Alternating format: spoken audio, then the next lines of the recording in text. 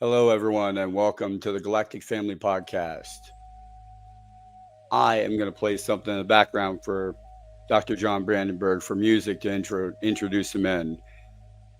From the crimson sands of Mars to the sacred winds of the desert night, one man followed the echoes of an ancient catastrophe and now returns with more than just a theory. John Brandenburg, doctor, renowned plasma physicist and Mars researcher, has just returned from Contact in the Desert 2025. But this time, he wasn't alone. He walked beside experiencer and messenger Chris Bledsoe, and together under the stars, a new alignment took form between science and the sacred. What Brandenburg now carries is a message, one that speaks of an ancient nuclear scars, buried civilizations, and a higher intelligence watching, waiting, guiding us. This isn't just science. This is a disclosure of the soul. And it begins now on the Galactic Family Podcast.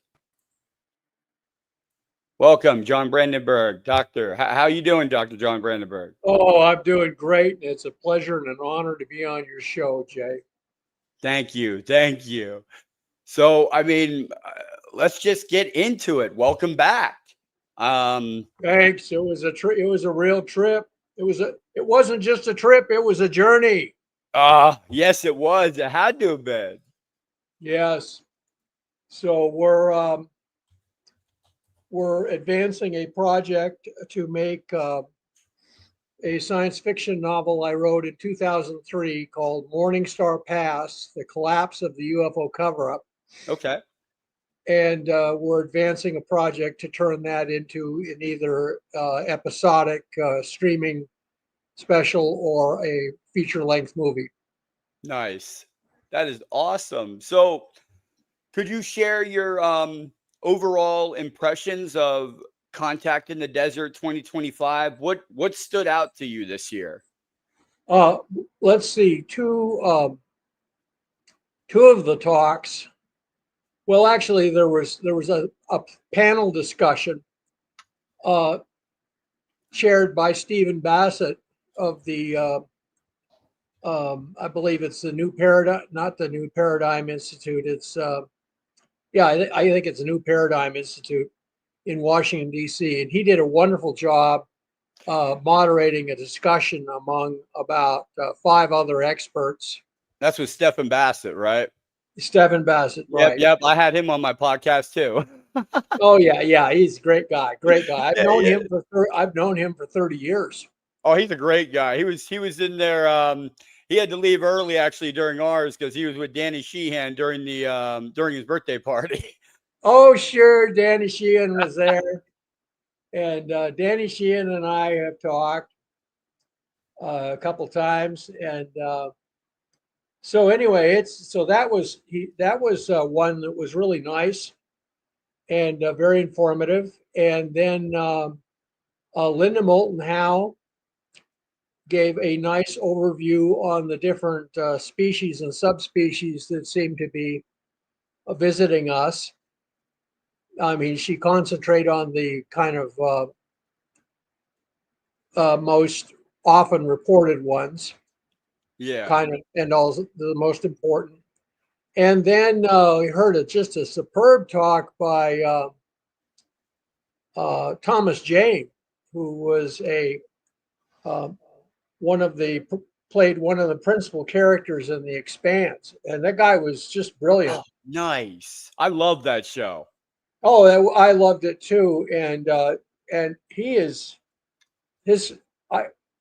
I found out his father was a biochemist. His father was a trained scientist, and it really showed because his talk was extremely well organized, a nice overview of the whole UFO phenomenon. And anyway, it was those were 3 talks that really stuck out for me. Also, there was just a lot of informal meetings and discussions, and Any of them that aligned with your research or anything? Oh yeah, I mean, I was kind of at the panel discussion. It came time for questions, so I gathered at the line at the microphone, Yeah. and but it was a long line, and the lady ahead of me raised the issue of the thermonuclear holocaust on Mars in the Hmm. past, and that apparent it's difficult to estimate when it exactly happened, but it looks like it was hundreds of millions of years ago. And then Yeah. Mars went into a deep freeze from being an Earth-like planet, planet with a climate like Earth and a biosphere like Earth, including an intelligent culture, which looks like it was primitive. It doesn't look like it was advanced at all. It looks like a early, old Kingdom Egypt or the Mayans or the Olmecs. And it went from that, a planet like Earth, after this Holocaust, it became like it is now.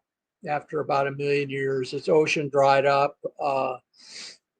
It was just a terrible tragedy, and it does not look like it was a natural occurrence. It looks like it was deliberately done by somebody else, more Yep. advanced, and that conveys a very important message to the human race that um, at least in the past epochs of this galaxy, it was dog eat dog, apparently.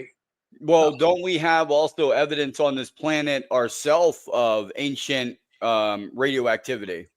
yes, we do. So that's another Mahindo key element. Daro in Pakistan, what is now Pakistan, pardon me, Yep. they, they have ruins there that are apparently radioactive. And the government, both the Pakistani and Indian governments, have decided not to talk about that, but everybody knows it, and it's recorded in the Vedas that they had a big. Yes. There's an account of a tactical nuclear, what sounds like a tactical nuclear weapon being used on a Bronze Age army, complete with Yep. war elephants and chariots and men in armor, and somebody hit him with a tactical nuke, and just horrendous. That's like hitting ants with a flamethrower. It was, and God. it just shows that occasionally really bad things happen in the universe, and just like they happen on Earth. Look at our own history: Well, yeah. World War II, World War One. Uh, all sorts of terrible things have happened on this planet, You have worked and we've yourself done them to in the ourselves. military. What's that? I said you have worked yourself in the military and everything, so you know that. Well, I was never in the military. I was in the military for 8 hours while I was going through my draft physical, Oh, and I was rated A1 and ready to go. And then so I went home, and they said, just wait, sit at home, and we'll oh call you. yeah. And I figured I'd be. They had stopped sending draftees to Vietnam. You had to volunteer, Hmm. and my mother had three brothers who were all in the combat infantry in World War II. One of them did not come back. And so I was never going to volunteer for combat, Yeah. um, under these circumstances. If, so I was ready to go wherever Uncle Sam sent me. And then the draft just stopped. It just ended. So they didn't take I was draft number 55. It was quite low. So I'm very proud that I presented myself for service in the Yeah. U.S. military, and I would have gone wherever they sent me. But the draft just Fate stopped. had other plans. They had other plans, so I Yeah. just stayed in school and finished school, and got my bachelor's degree in physics, and then went on to get my PhD in physics, plasma physics specialty, Mhm. and got married and had a baby, a beautiful daughter, and who's all grown up now. And so I I'm very proud of the fact that I don't have any regrets about how I handled that whole situation. Yeah. It's what they sent us a letter saying, well, we're stopping the draft right now, but keep your paperwork just in case we might need you for something. Yeah, right. And then about 6 months later, the Yom Kippur War broke out in the Middle East, and we went to what was called DEFCON 3, which they told us on the news at the time was one step short of war. Oh my God. I mean, so my life literally passed before my eyes for about 2 days. I thought my father was a World War II combat veteran, and he told me that he was in the Army Air Force, Yeah. flew 30 missions over Germany, and 3/4 of his squadron was shot down. He said it was only dumb luck that he survived. Wow. And he said that during the Battle of the Bulge, they were sending troops into combat with 2 weeks of training. They basically knew how to point the gun in the direction of the enemy and pull the trigger and lace up their boots. And that's all they knew. And they were being sent straight from boot camp into the front lines in the Battle of the Bulge. And so I imagined that something like that was going to happen to me, that they were going to give me a set of fatigues, an M16, Yeah. 3 clips of ammunition, and put me on and I would get a free trip to the Holy Land. Oh. And I remember kind of meditating on that and it kind of turned into a daydream. And I was asking the sergeant, well, I got a rifle and 3 clips of ammunition here, Sergeant. Could I have a grenade? And he said, are you trained on grenades? And I said, no. He says, well, let me keep the grenades. You just worry about you point the gun at the enemy and pull the trigger if you have to. Click. Yeah, it was it was a crazy time. Oh gosh. It was a crazy time. And the Russians were ready to charge into the Middle East because their side, they'd backed the Egyptians and Syrians against Israel, and both the Egyptians and Syrians were getting a royal ass kicking by the Israelis, and the Russians had said, "Okay, this fight has gone on long enough. Stop the fight." Yeah. And we had said, "I don't know. We think we'd be better if the fight went on for a few more punches. Now that your people are down, we want them to learn a lesson from this." And the Russians said, well, if the Israelis keep pounding on them, we're coming in. And we said, you come in, we're coming in too. It'll be a world war. Well, let's steer us back on topic here. So I'm sorry. We're there. Well, no, you're fine. The topic is that bad things happen on this planet, and we do them to each other. And as it turns out, we are not an aberration on the cosmos. We are not. I think we're special. I think we're special. We're unique. Or unique, not special, but unique. Yeah. Yeah, we're unique, but we are not a. We're not an aberration of the cosmos. We're part of its fabric. Bad stuff happens out there all the time. Yeah. Look, these gamma ray bursts. They had one that was so bright, it probably killed everything in the galaxy where it went off. All of life had to start over.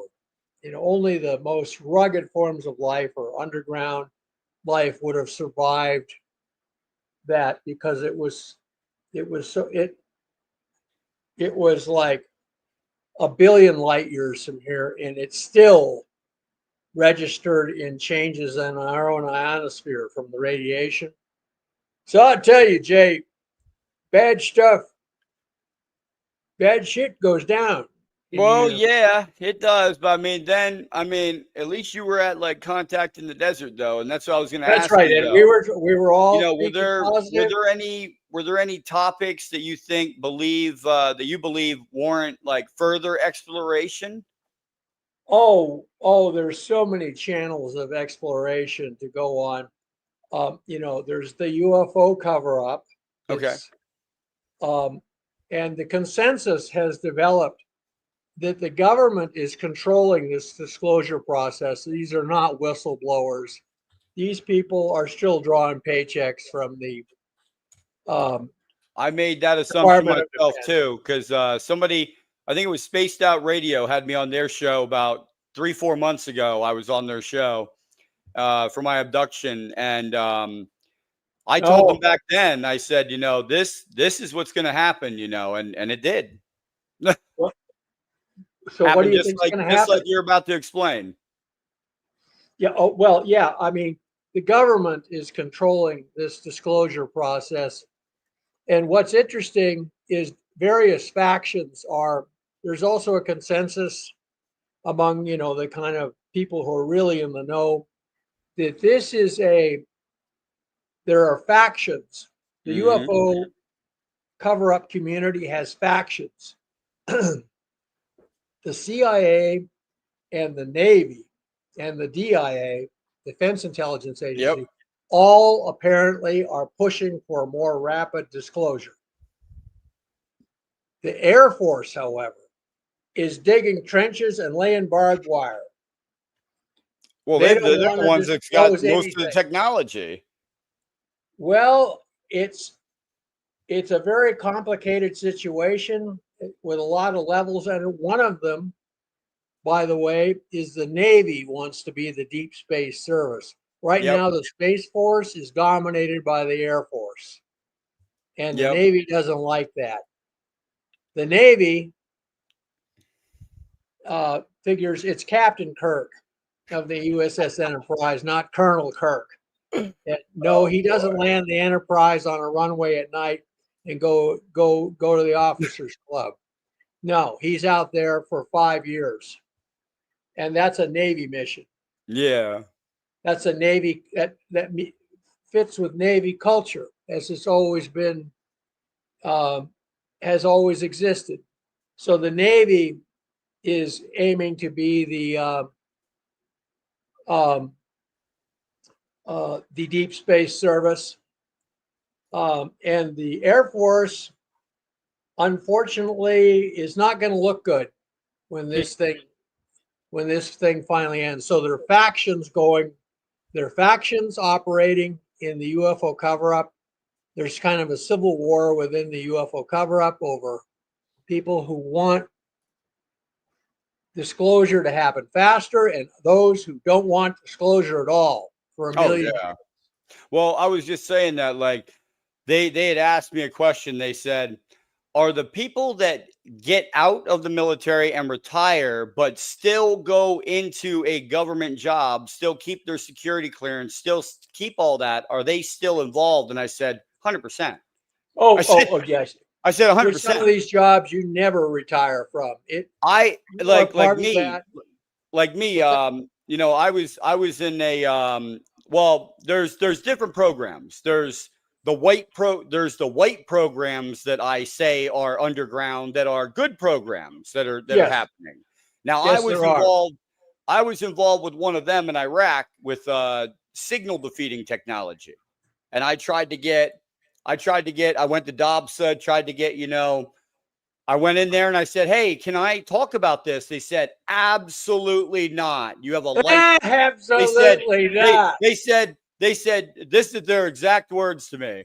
I think I had this in a previous podcast. I put the email out on the screen. It said, you signed a lifetime NDA. I'm like, well, there you go. You didn't realize it. You didn't read the I fine didn't think it print, was Dave. lifetime. I thought it was so many years, and then it was because I looked it Oh, up too, and I was I like, was. "There's no way." And then they said, "Well, do you have a copy of that?" And I said, "Well, you didn't let me keep a freaking copy of that. They don't let you keep a copy. They put it on a clipboard in front of you. They say, 'Read this.'" you read it quick and they're like, you sign here or you don't go in that room. And I said, well, I want to go in the room, and I signed it. Yes, you did. And I had the same experience. I was part of the Clementine mission. I was so mad. I was like, but like, I just want to talk about this side of it. And they said, absolutely not. I'm like, oh my God. No, bro. Silencio. Yeah, right. The omerta, the code of I mean, silence. I think they're more worried about, like, I might not have seen any of the black programs, but I was around them. Oh yeah. Well, I was part of the Clementine mission to the moon. It's a Defense Department mission to the moon. Is that the one where they launched a rocket at the moon and it rang? No, that was Apollo. And oh, okay. By the way, I'm a physicist. Yes. Okay. Now, there's a weird coincidence. The moon is just the right distance and the right size that it can create total eclipses on Earth. Yes. At, about 100 miles wide. Isn't it like it's a tenth of a distance away from the Earth, and the sun is 100th of that? Absolutely. It's a weird It's a coincidence. perfect. But on Mars, you can see the shadow of the moons on Mars, and on Jupiter, they can have total eclipses, up in the cloud tops when some of these planets, some of the moons. So it's, the fact that you can have total eclipses on Earth, but for the interesting thing about Earth is that those total eclipse shadows are only like 100 miles across. Yeah. So it's like, it's not a coincidence. 110, 100th away from the Earth. I know it's very strange. It's very strange. But let me tell you, this idea that the moon is hollow, as a scientist, I just don't believe that at all. I think it has major crevices. Moon rocks. We have moon rocks. We even have meteorites from the moon.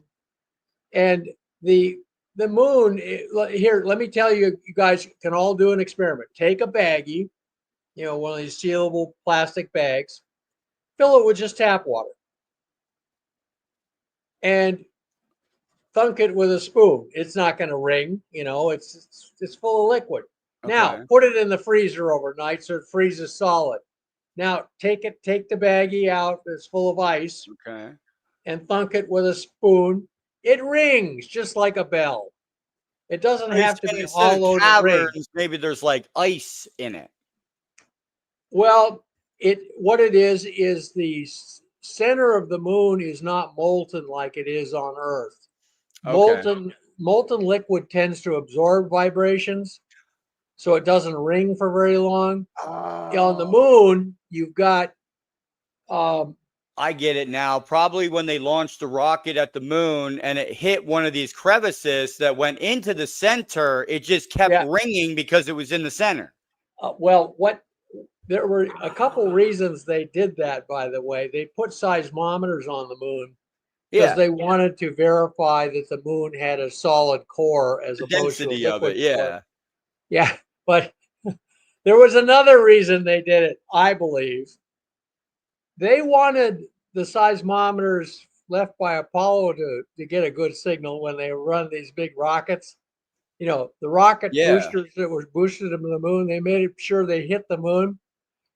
They wanted the seismometers on the far side of the moon to also register it. Oh. This was a little message, meaning we can get to you.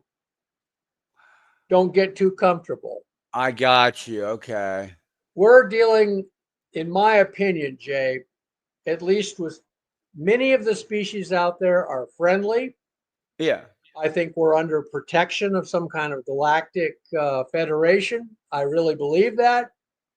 We're kind of going to be inducted into that federation like in Star Trek.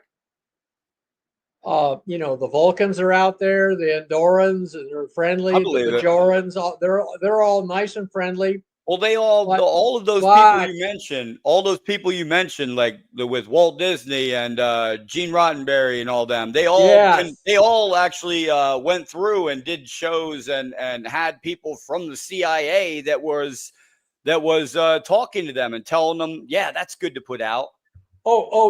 Gene Roddenberry was plugged Yep. in. Yeah. He was an LA cop, but I don't know exactly. Was he ever in the military?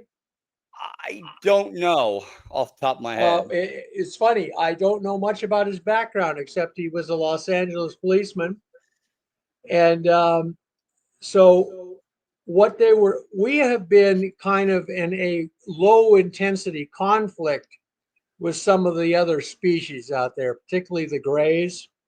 And by the So are way, they we so call we so as so the higher dimensional species are up there and they're saying, okay, we want this to stay like this, but the right. ones that are lower than them that are near us, but they're above us by a little bit, they're the Yep. ones that are trying to keep us down here or mess with us. Well, just imagine that the politics out there in the cosmos is just as complicated as the politics on Earth. I can believe that. You have countries like you have extraterrestrial powers that are like Great Britain, Yeah, Italy, France, I can believe it. Japan that are pretty, that are enlightened. They're looking after us. Then you have places that species and cultures that are similar to North Korea that Now, you if you have can't trust species any that are, farther than you can but throw them. here I'll throw a monkey wrench in there real quick, Sure, throw just for away. poops and giggles.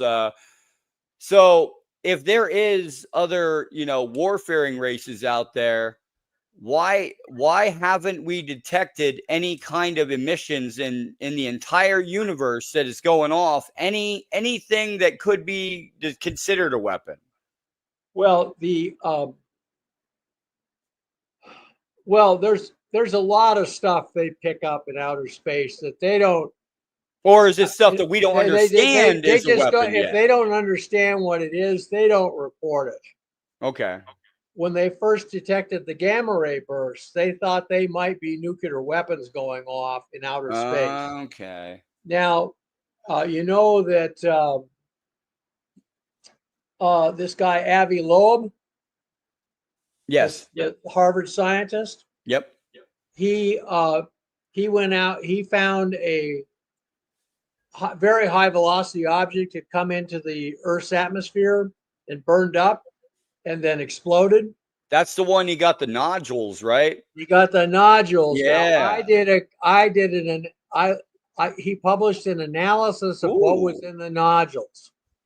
Guess what was in the nodules? What?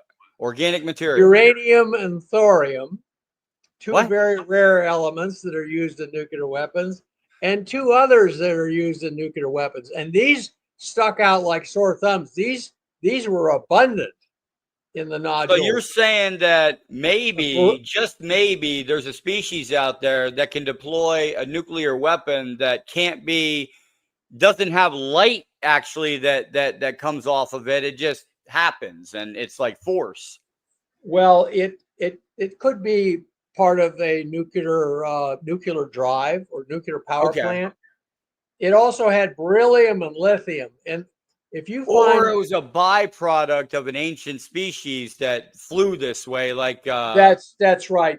The, Jay, everything is on the table. You could because say that's what this they is a said about Klingon battle Oumuamua. They cruiser. said it was a light sail.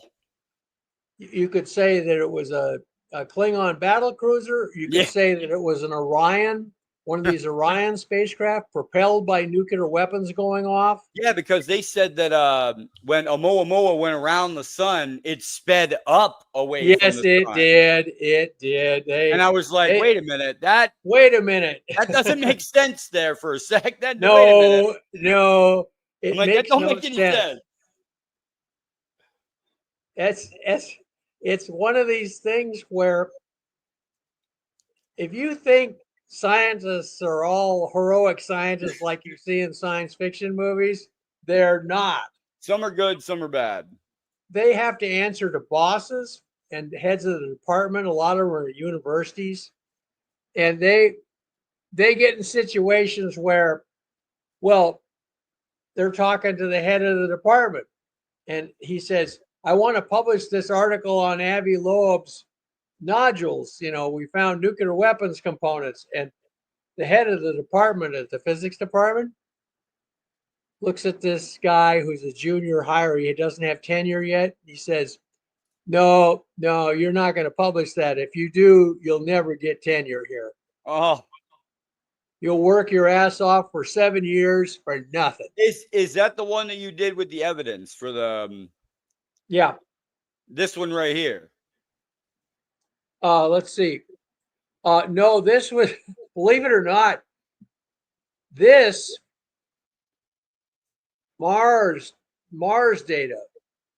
Okay. The Avi Loeb thing was just was a bunch of nodules they picked up on the bottom of the ocean that were extraterrestrial. I mean, they were manufactured in space. They came in so fast. They were extrasolar. I mean, they came in from a different solar system. Well, now, this thing that you will put up, and I'm really glad you have. Let's just set the Avi Loeb thing off to the side. Let's look at what we have on Mars. Yeah. Mars condensed out of the same solar nebula as the Earth. Okay. So it's made out of pretty much the same stuff. But there's important differences between what's in the atmosphere of Mars, and what's in the atmosphere of Earth and Jupiter and the Sun and everything else in the solar system. So, so in 1976, in a spectacularly successful operation, we landed 2 landers on Mars, the Vikings. Yeah. And tested the soil for life. We actually got positive results on the tests. But there was something else going on there was weird chemistry going on in the soil samples. And it looks like they were full of like hydrogen peroxide or also rocket fuel exhaust, oxidizers. So when they added water to them, it emitted all this oxygen. And by the way, the only place you see that is in a science fiction movie called Robinson Crusoe on Mars, made in 1960. No, I was going to say 60s. Yeah. It was the 60s. And this guy lands on Mars. He's running out of oxygen. And he finds these rocks burned because they're like solid rocket fuel in them. Yeah. He realizes, they're full of oxygen. So he cooks the rocks. He discovers this by accident, by the way. He's given up. He thinks he's going to die. And then he falls down to go to do the big sleep. And then suddenly he wakes up. He's fallen near the fire. Yeah. These rocks burn. And it turns out when the rocks just get hot, they put out oxygen. Doesn't that solve our problem then about putting people on Mars? We could just make a factory that burns these rocks and turns it into oxygen and pumps it through pumps it through straight to the we could have a whole half a planet. I know. So the soil on Mars is supercharged with oxygen. All you have to do is add water or cook it and the oxygen comes off. What about the spots that are radioactive, though? We might have to stay away from them. Okay. Well, we'll get to that. Yeah. Okay. So here's the thing: when the Viking landers landed on Mars, they sampled the atmosphere and they found out the isotopes, the nuclear isotopes for what's called inert gases. Yeah. Were much different, and even for nitrogen, were much different than they are on Earth. Okay. So, and as it turns out, the difference here, keep going. Yep. Okay, next one. Okay. They were able to identify that the rocks were from Mars because they had this very peculiar set of isotopes. Okay. And they, it's unlike any other planet we've sampled. It's unlike the sun. Mars is? Yes. It's unlike, they even parachuted a probe into Jupiter's atmosphere. Jupiter, the Earth, ground up meteorites. If you take all the meteorites that fall out of space and just grind them up, they're from I the still asteroid come belt. back to the same concept that this solar system seems to be constructed, not naturally constructed, but constructed by means of, oh, look, there's an asteroid belt out here. That'll protect them. Oh, well, what if something gets through there? Well, there's another asteroid belt right here. And then these There big you go. planets with gravity that'll pull the asteroids away. Absolutely. There's, yeah, well, hey, we're some lucky sons of guns. It's what we are. Yeah, looks like it. So what's this Shergotite glass? Shergotite Yeah. means they name meteorites after where they fall on Earth. Okay. And this one family of meteorites that are all chemically similar, they're lavas from a volcano on Mars, and they fell at a place called Shergoti in So India. something hit Mars and then it came Yes. shot over. Big rock hits Mars from Yep. the asteroid belt. Okay. Flings little rocks clear out into space, Oh yeah. and they orbit the sun for a few million years, and they end up here on Earth. It's all Eventually, downhill from yeah. Mars. You could say, by the way, that Mars stops most of the asteroids from the asteroid belt from Okay. hitting us. So Mars is very convenient. Well, So yeah. so the asteroid belt gets constantly stirred up, and and the asteroid belt may have been a large planet at one point that broke up I think it or might have been. exploded, and all there is left is just maybe 1% of it left. Well, you said you detected radioactivity, right? Could it now? Here's a theory for you. Yeah. There was another planet there where those asteroids were. They blew up that planet to make the asteroid belt. But when they did, some of the asteroids shot in and actually did, they tried to do a good thing. Oh, here's these asteroids. But when they blew up the planet, one of them shot towards Mars and blew up in the atmosphere, two of them, and they were nuclear. Well, that would sound like a bunch of human beings running this project if they miscalculated. It's too calculated when you look at the universe and the dimensions and everything. There are way too many calculations that are perfect in our solar system and nowhere else. Oh, I tell you, I have a saying that goes, Miss Universe, Miss America, miscalculation. Yeah. So everything is kind of on the table. We're just barely learning about this. So here's what I'll just review the data very quickly in this talk. Okay. The heaviest of all of they're gases like oxygen and nitrogen, Thorium. and chlorine that react with everything.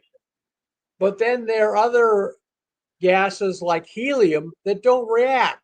Yeah. Those are called the noble gases. So the lightest one is, of course, helium. The next heaviest one is neon, like in neon signs.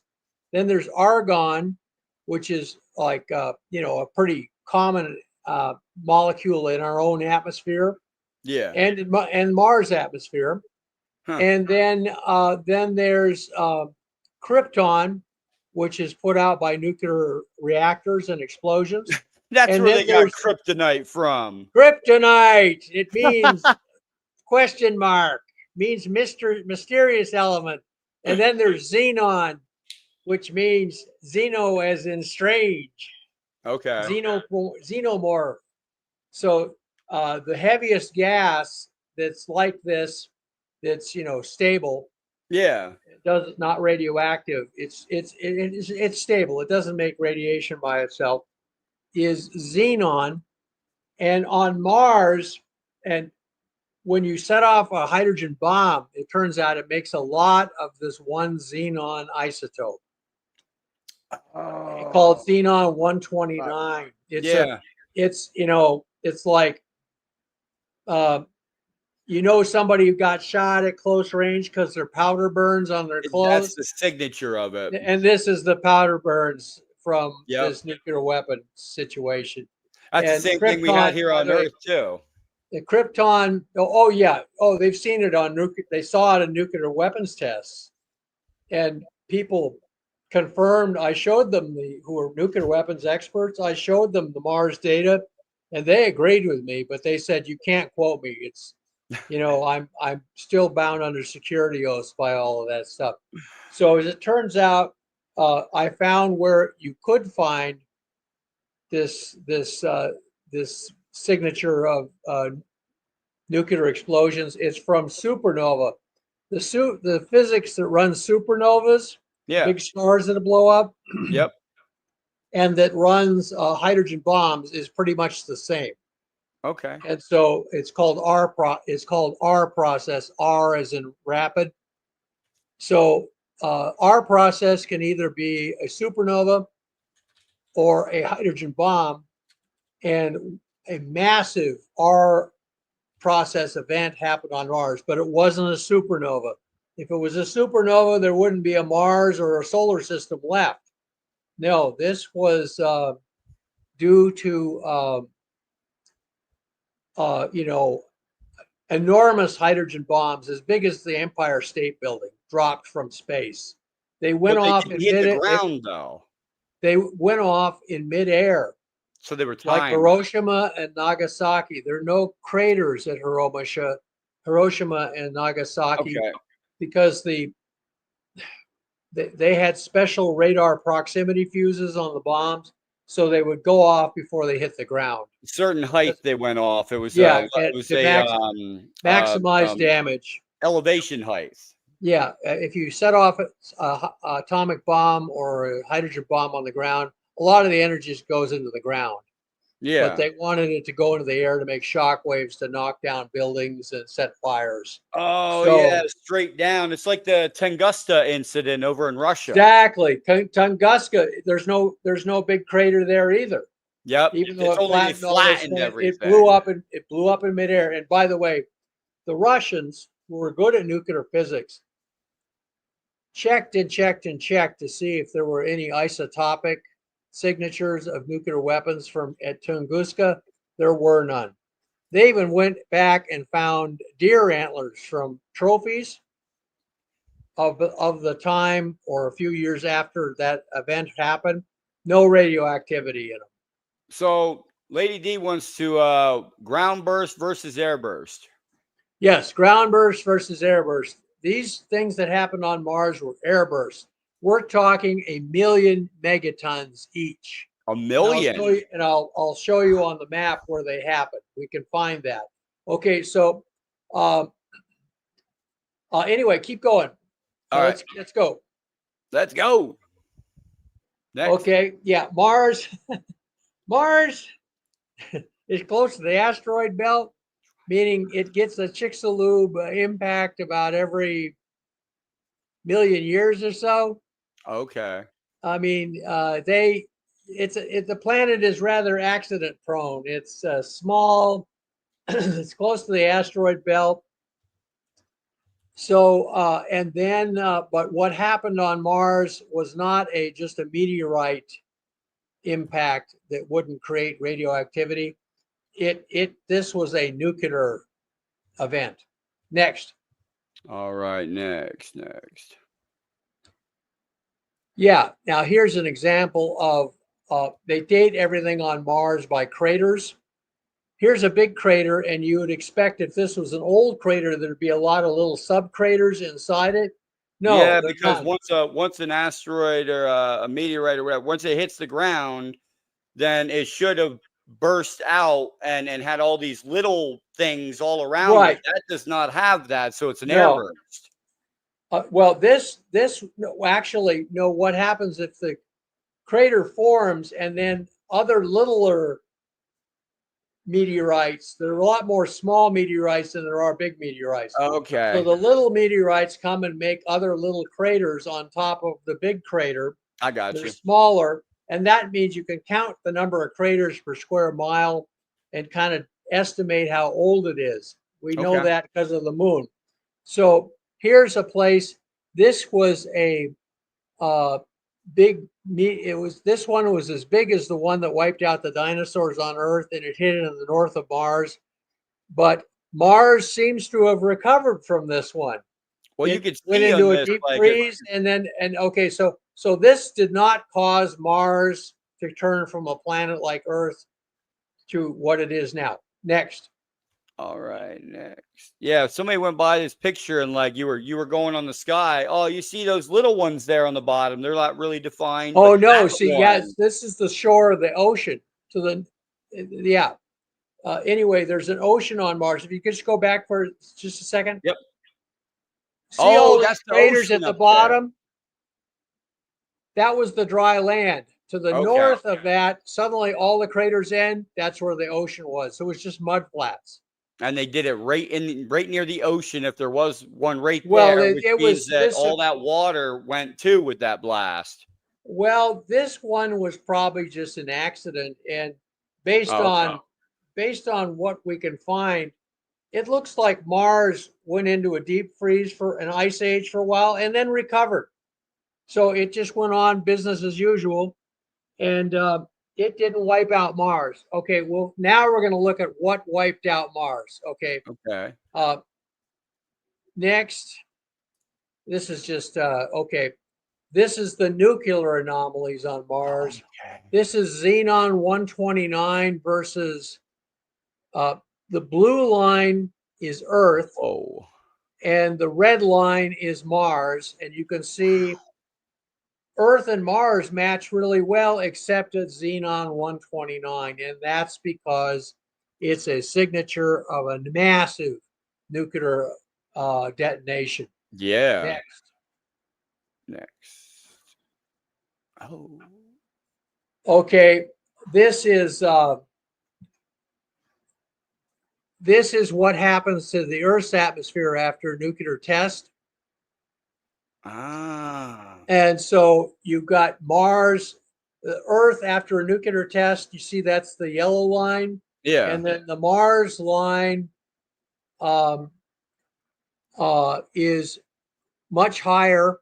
But, you know, the Mars line and matches at Xenon 129, but is a little bit, it's a little bit different, but that's the big fingerprint. Okay. That's the smoking gun. Now, people have known about this problem for 50 years. That's half a century. It's still considered a mystery. They cannot figure out what natural process would do this.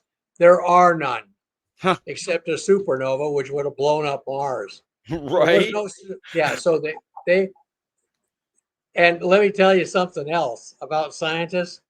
A lot of these guys were trained in the nuclear weapons programs. They knew exactly what this meant when they found it. They made the announcement at this meeting behind closed doors, and all these guys just started looking at each other across the table like, oh no, somebody nuked Mars. What are we going to say? And the boss says, you're not going to say nothing about nothing. You didn't see anything. You didn't see anything, right? So next. All right. So if you mix hydrogen bomb xenon and Earth xenon, you can get something that looks like Mars. Pretty easy. Okay, so next. Okay, and this is just a kind of nuclear physics discussion. This is for a scientific audience. Just take my word for it. When you have a hydrogen bomb that goes off, the neutrons from the hydrogen part of it are used to split atoms in ordinary uranium. They're so powerful, and that's where the xenon comes from, the xenon 129. Okay, next. Yeah. Once again, this is more technical stuff. This is just showing why this process happens. Next. Whoa.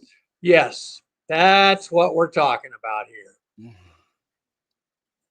This is Double. what Wow. makes Xenon 129 on Earth. So, Mm. and next, by the way, Wait, this wait, used to wait, be wait, wait. Do we classified. do This we stuff, use Xenon 129 in any applications? well, Xenon 129 is the result of a decay of iodine 129. That's what gives you thyroid cancer from Okay. fallout. So it's here present on there. We made a lot of it during the nuclear weapons testing programs.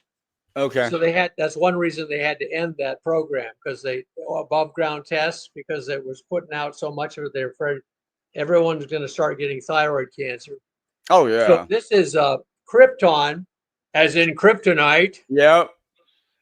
And they found this weird isotope of krypton, and it's caused by the rocks being irradiated with neutrons, as from a hydrogen bomb. The rocks these were Mars meteorites. They had so much of this krypton in them, krypton 80. Yeah. They had to put rock samples inside nuclear reactors for a What? day to get them to get that much neutrons. So Wow.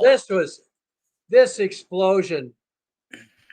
It agrees with the amount of xenon 129 in the atmosphere. This is a million megaton.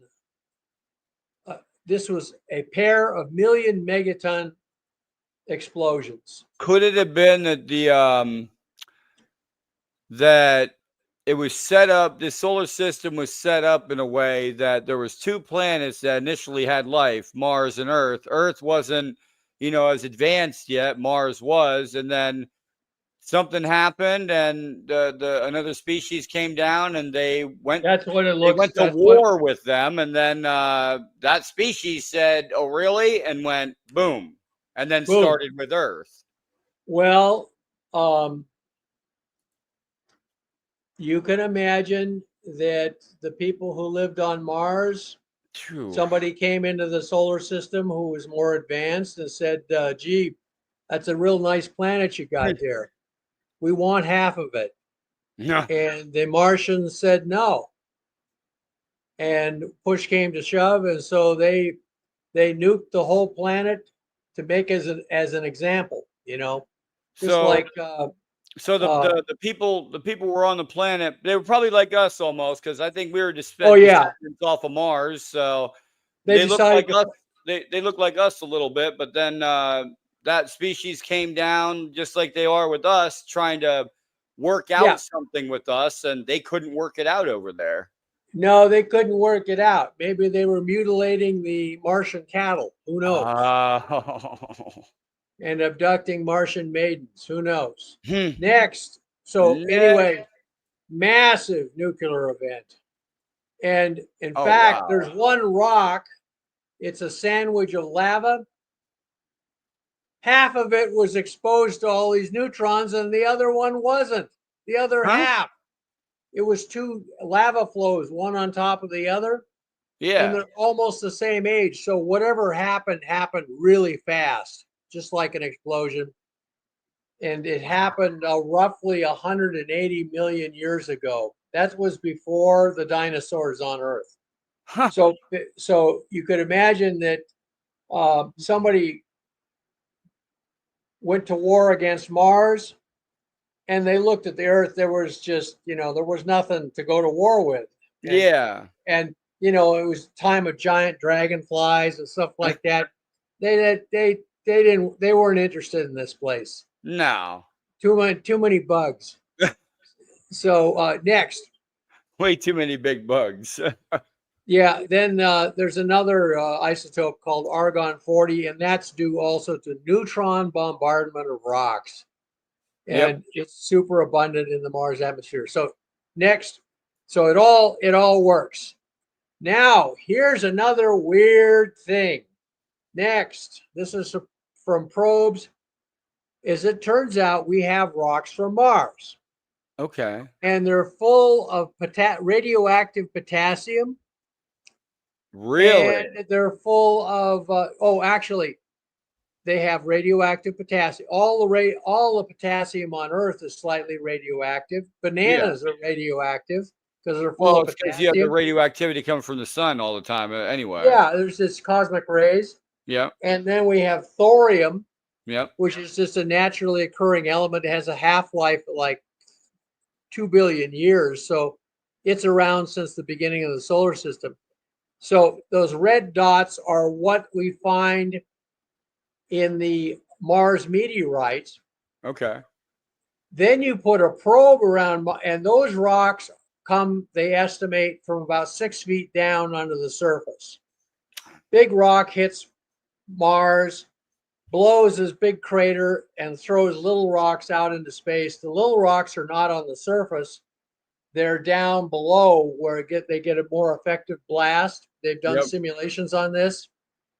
So they end up on Earth. So we're Yeah. getting samples of about 6 feet down, 6 feet under from Mars. The blue dots are what we measure from space because the Martian atmosphere is so thin that gamma ray fingerprints, you can Yeah. read what the uh, materials on Mars are by their gamma rays. They Okay. put out a gamma ray fingerprint. As it turns out, there's a thin layer of radioactive potassium and a thin layer of thorium all over the planet, but it's not down. It's right on the surface. It's So it was not an down 6 airburst. feet. It That's was an proof right airburst. there that it was an airburst. This is further okay, so now, but this means we can find out where the bombs went off. Next. Okay. Ah. Okay, Now you're two looking hot for magnetic spots. anomaly or No, these are radiation anomalies. oh, okay, And okay. by the way, this was made. We developed very, very sensitive radiation detectors during the Cold War. Yeah. So the amount of, you could basically, as long as you don't go camping in these red areas, you're fine. There's not enough radioactivity. You got to. There's more radioactivity just from the sky than there is on these Just put Mars. them as no-go zones. Yeah, you just put up a big sign, say stay out of this area if you know what's good. If you don't want to, if if you don't want to die of cancer, stay out of these zones. Don't go camping here. You know, I So, could but see it. I could see it now. All these little huts and cities everywhere, right? These like you have a little hut, a little dome or something, right? And then yeah, outside your dome, you have a little furnace, and then you go outside for like 1 hour a day, and you shovel in some rocks and burn them, and yeah, then you go yeah. back in your house.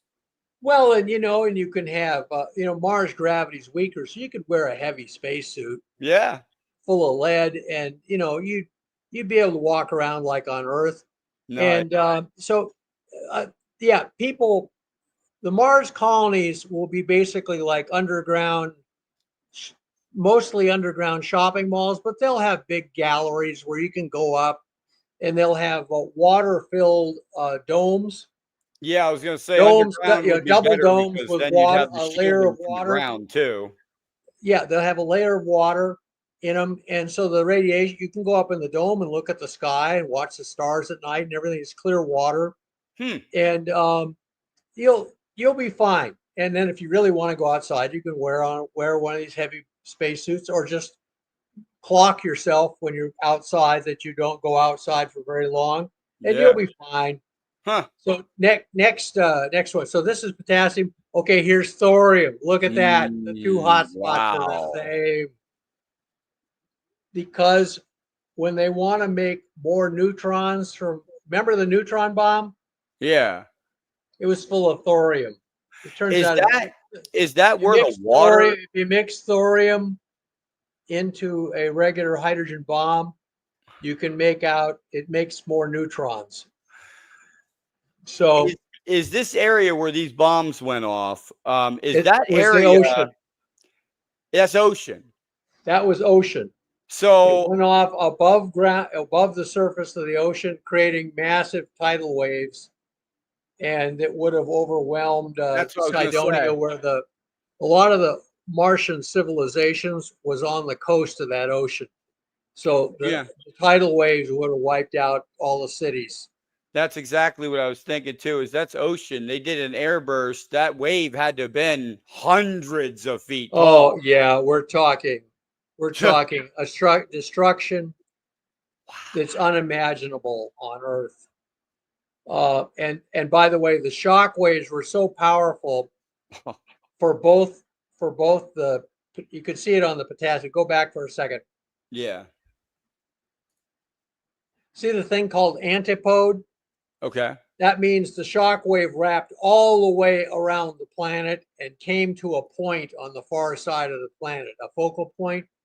Damn. Go to the next one.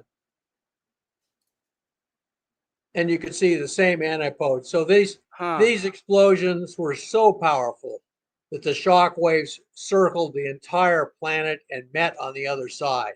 Wow. And made another pile of radioactive stuff. So this was a terrible, terrible event. Next. Wow. Global. Yeah, there it is, describing what's called the antipode. Go ahead, go next. So these were very powerful explosions, and it left. You can actually see it on Mars. They're burn spots. I see it. On Yeah. Mars, and as it turns out, they've checked the soil there. It's turned to glass. Wow. Just like on Earth, where they were set off a bomb. You know, there's this stuff called trinitite. So next. And that's where the bomb went off near Cydonia. Okay. The place on Mars and Cydonia is down on kind of the middle right of that right edge of that map. Next, there's trinitite, which was formed by nuclear explosions on Earth. There's the two hot spots are covered with this glass formed by nuclear explosions called trinitite. Wow. So next, and we found the other burn spot. So there's two burn spots on Mars where even though they set it off over the ocean, the explosions were so powerful, they pushed the water completely out of the ocean bed and melted the bottom of the ocean. Is there any other theory other than it was an airburst nuclear device that went off there? No, there is no other theory. I've been waiting. Couldn't have had I had above the ocean. They couldn't have had like the cooling coming from the ocean, and they were trying to cool a tower like 100 feet up. No. This was. Shoot. I mean, people would say Brandenburg. He shouldn't be saying that. That's wrong. I'm trying to throw a wrench. And I would be on talk shows and I'd say, dude, let's have a debate. Yeah. One guy kept criticizing my work. And I said, okay, dude, let's throw down here. I throw down, you show up on this and we'll have a debate. And yeah, you know I don't like to criticize anybody. I just like to throw other opinions out there. Like exactly. And this guy, he didn't say anything on the air. he just hung up. So then he called in the talk show host. Talk show host said, yeah, we'll host this debate. He calls the talk show host and says, Brandenburg, he spent 10 years at nuclear weapons labs. He knows a lot more about nuclear weapons and stuff like that than I do. I don't know anything about that stuff. So I'm not gonna debate him because I don't know anything about it. Oh my God. What a confession. What a bazoo. What you know. If you don't know anything about what you're talking about, like me and you were talking, I was in 74. I was a 74 Delta 20 in the Army, chemical, biological, radiological, nuclear weapons mass destruction specialist. That's what I did. So Me and you could debate all day long because it was my field. That's right. You know all about it. Like, And this is and there's crazy about the glass on Mars. Why didn't this come out? oh, look, Jay, Wow. welcome to the world of the cosmic cover-up. We have a UFO cover-up. We also have a Mars cover-up, and we have a lunar cover-up. I will tell you, I was part of the Clementine mission to the moon, and I didn't see anything. I was just part of what's called operations, keeping the spacecraft running right, and solving problems with the spacecraft. Like at one point it spun up. We had to figure out how to spin it down. I figured out how to spin it down. Yep. And but so 20 years after that mission, I got asked to be on this this documentary. Yeah. And they edited the documentary to make it sound like I'd seen, palaces of the Amazons and stuff like that up there. I didn't say anything like that. I just said, "Oh, I didn't see anything," but I wasn't supposed to. Exactly. And I got called up by my old mission manager after 20 years, and also a scientist from the Navy called me up. The Navy ran that mission, and they both chewed my head off over the phone. I had to regrow my head after each phone call. And this guy from the Navy, and I remember him from the mission. He was one of the people I dealt with, and we were friends. But he just says Brandenburg. Nobody ever called me John. They always, if they said John, 5 guys in the room would look up. So they just call me Brandenburg. Brandenburg, you can talk about Mars all you like. Just don't talk about the moon. Oh yeah. When that's right before we got on the podcast. That's what I was talking about. The Roi Achati or something was on my podcast 2 months ago. We were going over like the odd artifacts on the moon. Oh yeah. Well, that was a good one. He didn't sign a non-disclosure agreement like I did. I thought mine wouldn't apply after, I didn't see anything. Yeah. I knew that there were stories about peculiar stuff on the moon, but I didn't see anything. Yeah. And, well, maybe they were worried you'd walk past something. But they treated me like Brandenburg, blabbermouth. Either shut up or we'll shut you up. What? They didn't threaten me or anything. They Well, they just said, Brandenburg, you're screwing up. Don't screw the pooch here. You did it. What? Because my mission manager, he was Marshal Dillon and I was Festus. Yeah. His deputy. And he called me his Tiger Team. I would solve problems that nobody else could solve for him. And I was very proud of my work. And we did find all this water on the moon. Big discovery. So it was, but I'm, all I can say about the moon is that in the movie Mysterians, made by the same Japanese monster movie place that made Godzilla movies, there are alien bases on the far side of the moon. And that was made in 1957. So there. I watched some old German films that had Nazi bases on the moon. Oh and yeah, stuff. Iron Sky. They had what was it? They had Hitler's brain inside of a machine or something. Oh my God, yeah. I think that was the Finns made that movie. It was called Iron Sky. I watched I watched the first movie. It's called Iron Sky, and it was hilarious. Mm-hmm. But then they said they made a sequel, and I just thought I'm going to pass on this. I can only watch so many swastikas, before I. So anyway, that was that. But yeah, there's this whole thing about. Well, there's a whole thing about bases on the far side of the moon, and that's been around since 1957 when the Japanese made a monster movie about it. And they were still sort of under occupation by the American military, so they wouldn't have made that movie unless they had permission.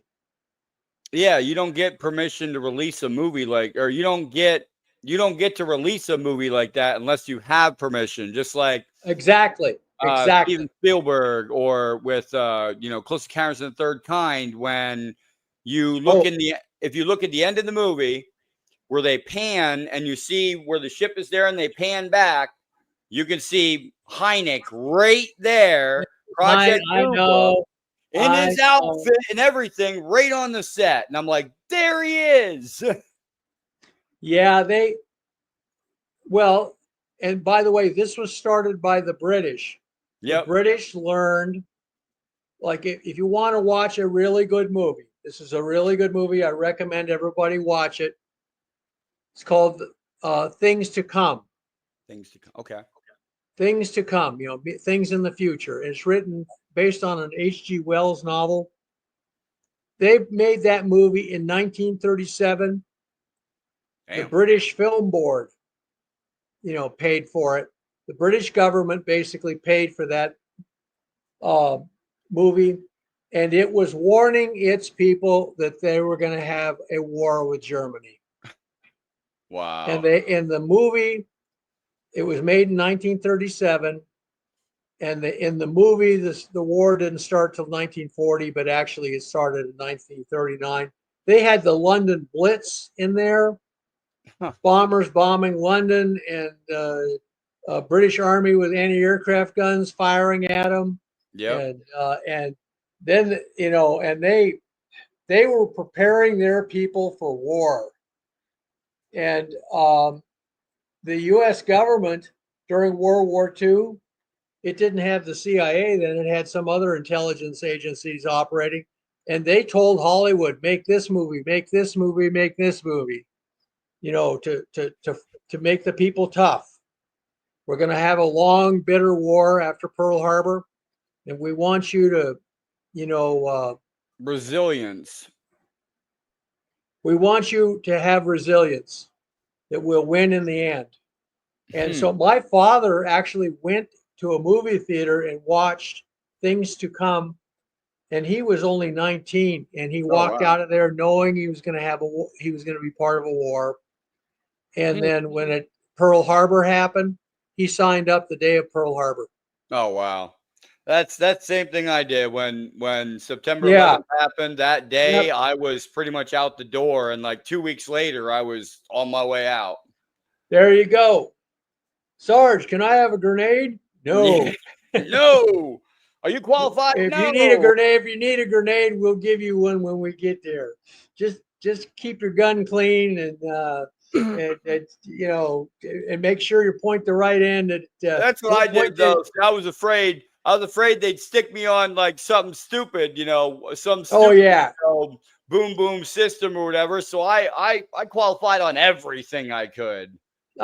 Good for you. God bless you. I was like, you're not sticking me on something I'm not qualified on. Like, I'm qualified on everything. Like, stick me on that over there. That's right. And we won the war on terror. Oh, yeah. Thank God. We ground their faces right into the dust. Mars, what we got now is nothing. I mean, we went into Afghanistan, and that took 2 weeks. The story I heard, because I kept, I was working in Washington, D.C. when 9/11 happened.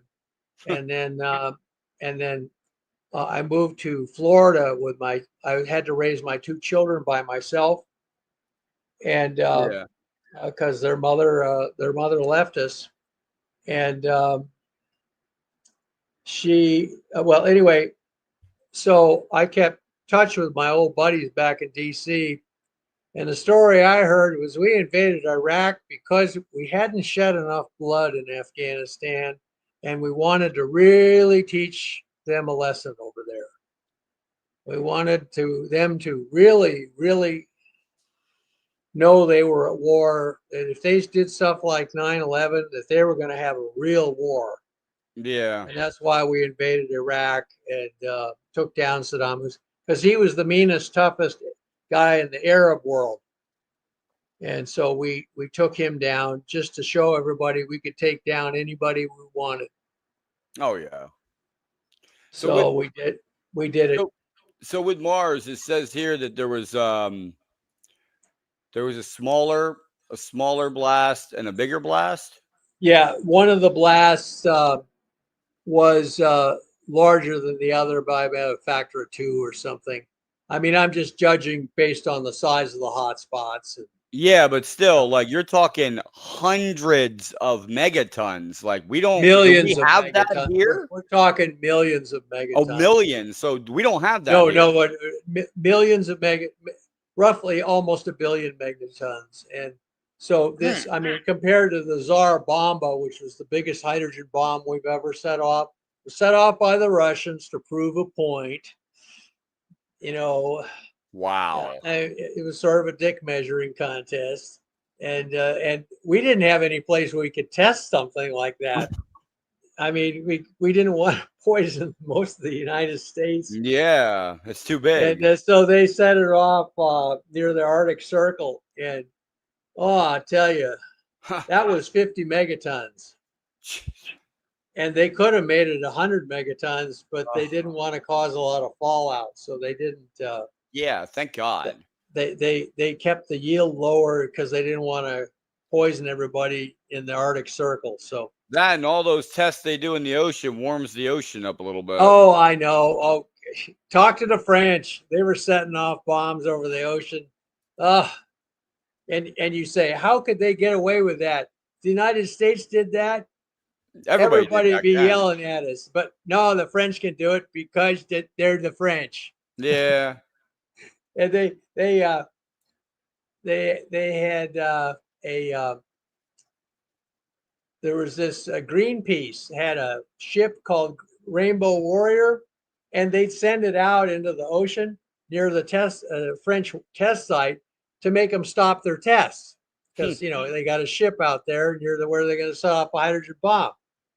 So the French would send a destroyer or two out there and tow it away, but they'd have to stop the countdown and reset everything, and so the Greenpeace people did like that 3 times in a row. And so the French,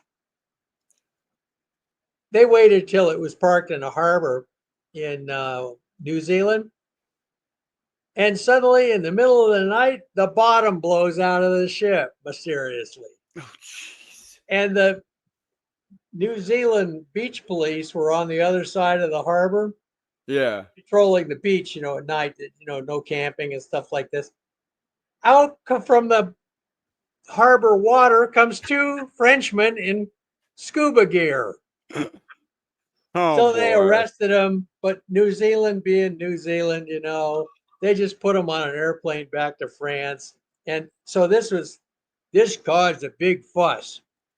And so then they walked down the street in Paris and asked your regular Frenchmen what they thought of them blowing up this Greenpeace ship in the middle of the harbor in the middle of the night. Lord. And the French all just said they got what they deserve. The French have a French saying is raison d'etat, meaning reasons of state. So we did it for reasons of state, and the French just wouldn't budge. Every Frenchman they talked to said, well, they got no business interfering with our nuclear tests out in the ocean. Yeah. So they got away with it because they're French. And, So is this how you determined how old the this is how old. Because the old surface, if it's an air blast, you have neutrons, and then neutrons after it would go underneath as well. Right. You dig down, and then once you find no more neutrons or no more radiation, you go up a little bit more to find where it starts. Yeah, we can go up there and dig, and we'll find the surface layer that has all of the residues. And then deeper, it'll be free of the residues. That's what I predict. So, I mean, we're going to have to send guys up there, boots on the ground. And I wrote a book called Death on Mars, where I talked about all this. And I even recommended You don't want to just send ordinary astronauts to Mars when you investigate this for the first couple missions. You want to send combat veteran Green Berets who are tough, Yeah. because they're going to be Hmm. they're going to be on the site of a massacre everywhere they go. In some places, they're going to find old cities on Mars where it's nothing but skeletons. Nothing. They found a place like that on Earth in Pakistan where it looks like somebody nuked the city. And the bodies were not even disturbed by vultures or dogs, They just rotted in place. Yeah.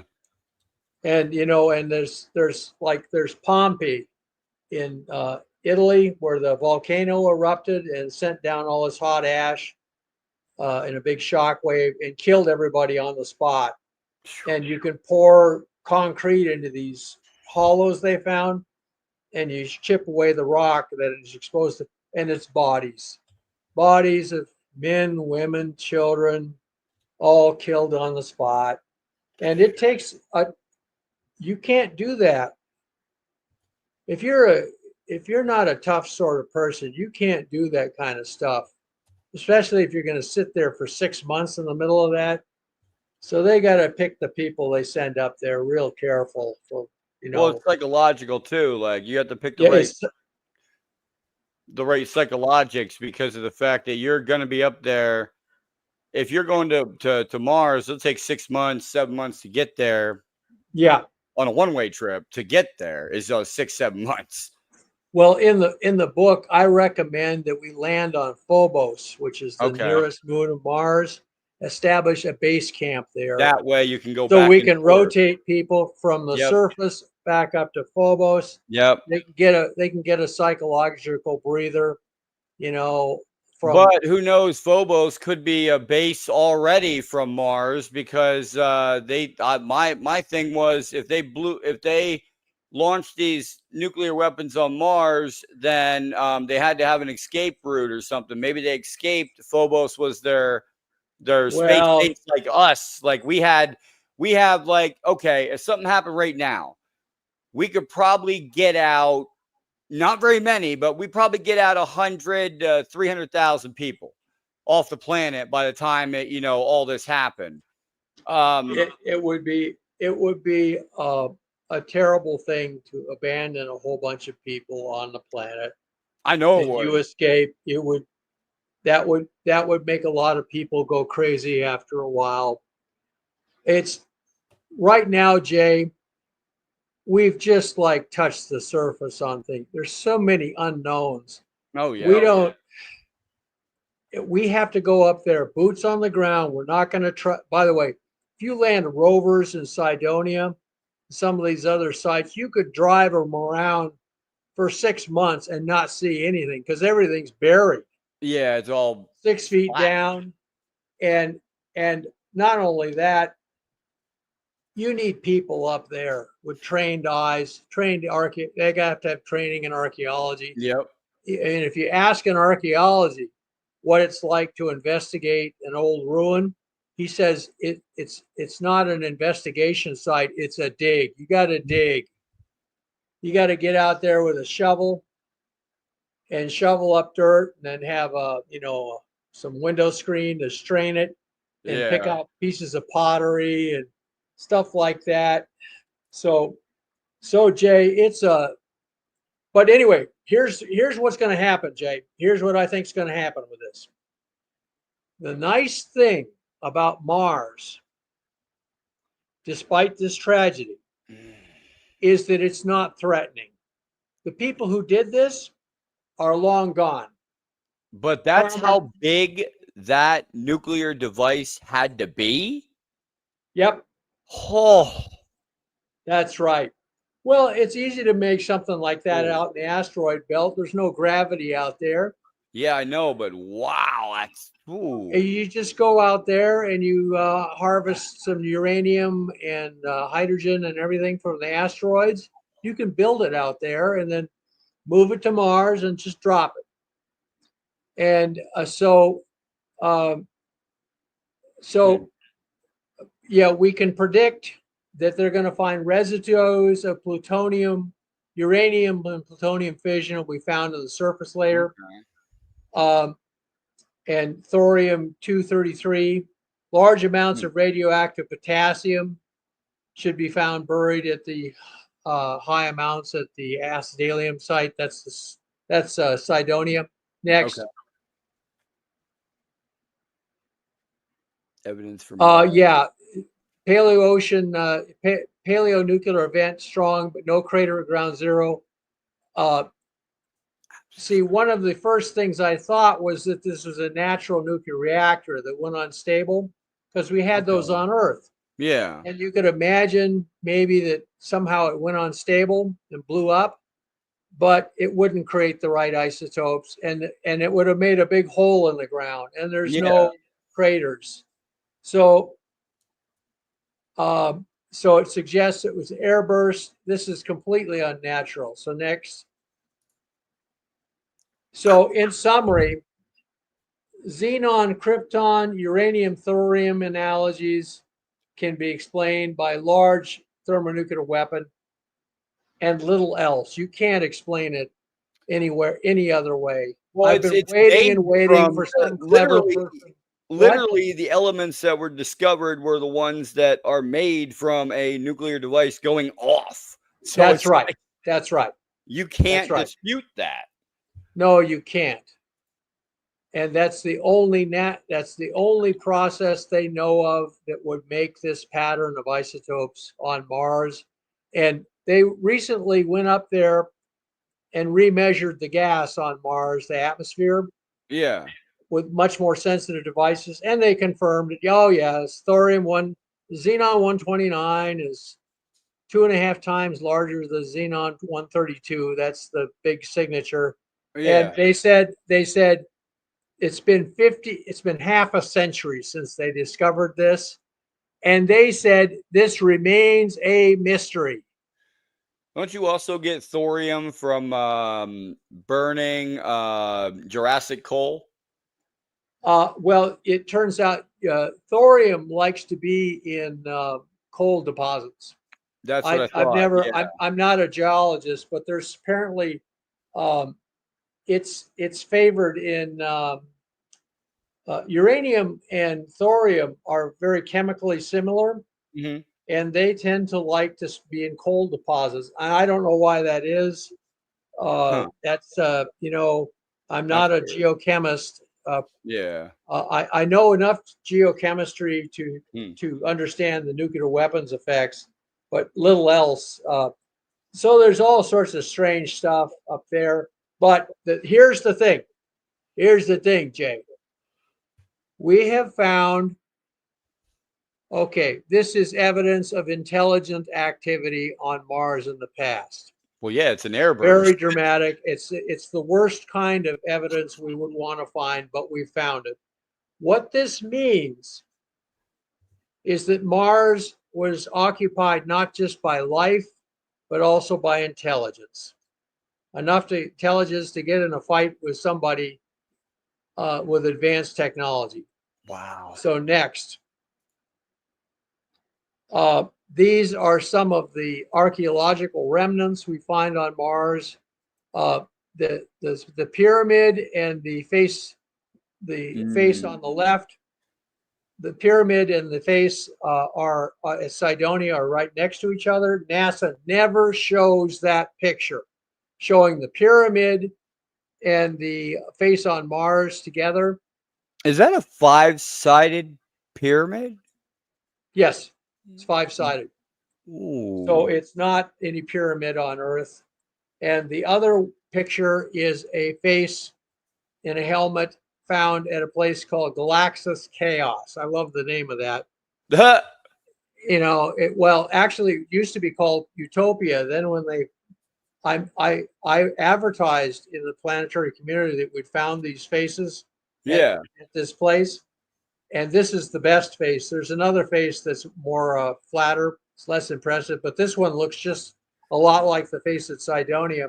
So they renamed the place Galaxis chaos. And what that means is somebody's galaxy was thrown into chaos when they found that picture. Because people told me, they said, well, Brandenburg, it looks like you were right about Cydonia. You know, it is a site of a dead civilization, and there's another part of the civilization on the other side of the planet. Yeah, Yes, it Esme. does look like, yes, Esme, it does look like an Olmec head. Yeah, it So really does. why would the Olmecs on Earth make the same carvings of faces and helmets as are on Mars? I don't know the answer. Because they came from there. Well, this stuff looks really old. It looks like it's older than the dinosaurs. How But could, but you still have like, okay, if you start a story like the Indians, you start a story with the Indians and they say, this happened, the ant people came out and helped us. That story might change over time, oh, but there's still some truth that it started from. Esme, you're a really smart girl, Yeah. and what you've said is everything is on the table now. Everything. You notice, by the way, these faces do not look like grays. They don't look like lizard men. No. They don't look like praying mantises. No, they look like us. Yeah, they look like people. So these people were our cousins. By the way, when we go there, we have to build a memorial to them. I would. I just think that's what civilized people do That's at a what site of a honorable people massacre. do too. And so we anyway, Jay, here's what we're going to do. All right. The UFO cover up is going to remain pretty much in place. That is nothing could be more obvious to me after contact in the desert. The Yeah. government is controlling the disclosure process. It's not going to happen until they're ready. But can't we make them? No, we can't. Or push them a little? No, we can't do that. But what we can do is what I've been doing for the past 30 years. I can tell them, why don't you talk to them about Mars? There's life on Mars right now, microbes, microbial life. And that means if there's life on Mars, there's life in the stars. Okay. Yes. So that's the first hurdle. The second hurdle is there was intelligent life on Mars, but it looks like it's archaeology. These people were primitive. They weren't, they're not a threat to us. They're dead. Yeah. They're our cousins, and we have to mourn for them properly, commemorate their presence, but they're not a threat to us. Yeah. And that means that the government can disclose that. And then what they're going to say in the next breath is we have to go to Mars. We're announcing a crash program to put Americans on Mars as soon as possible. Elon, warm up your rockets. Warm up your rockets. So basically, we are going to not, they're going to acknowledge life on other planets, Yeah. other stars. They're going to acknowledge intelligence on other planets, other stars, but it's not a threat. It's not a threat. And these people are dead, been dead for a long time. And that means we can talk about that. And that gets us 99%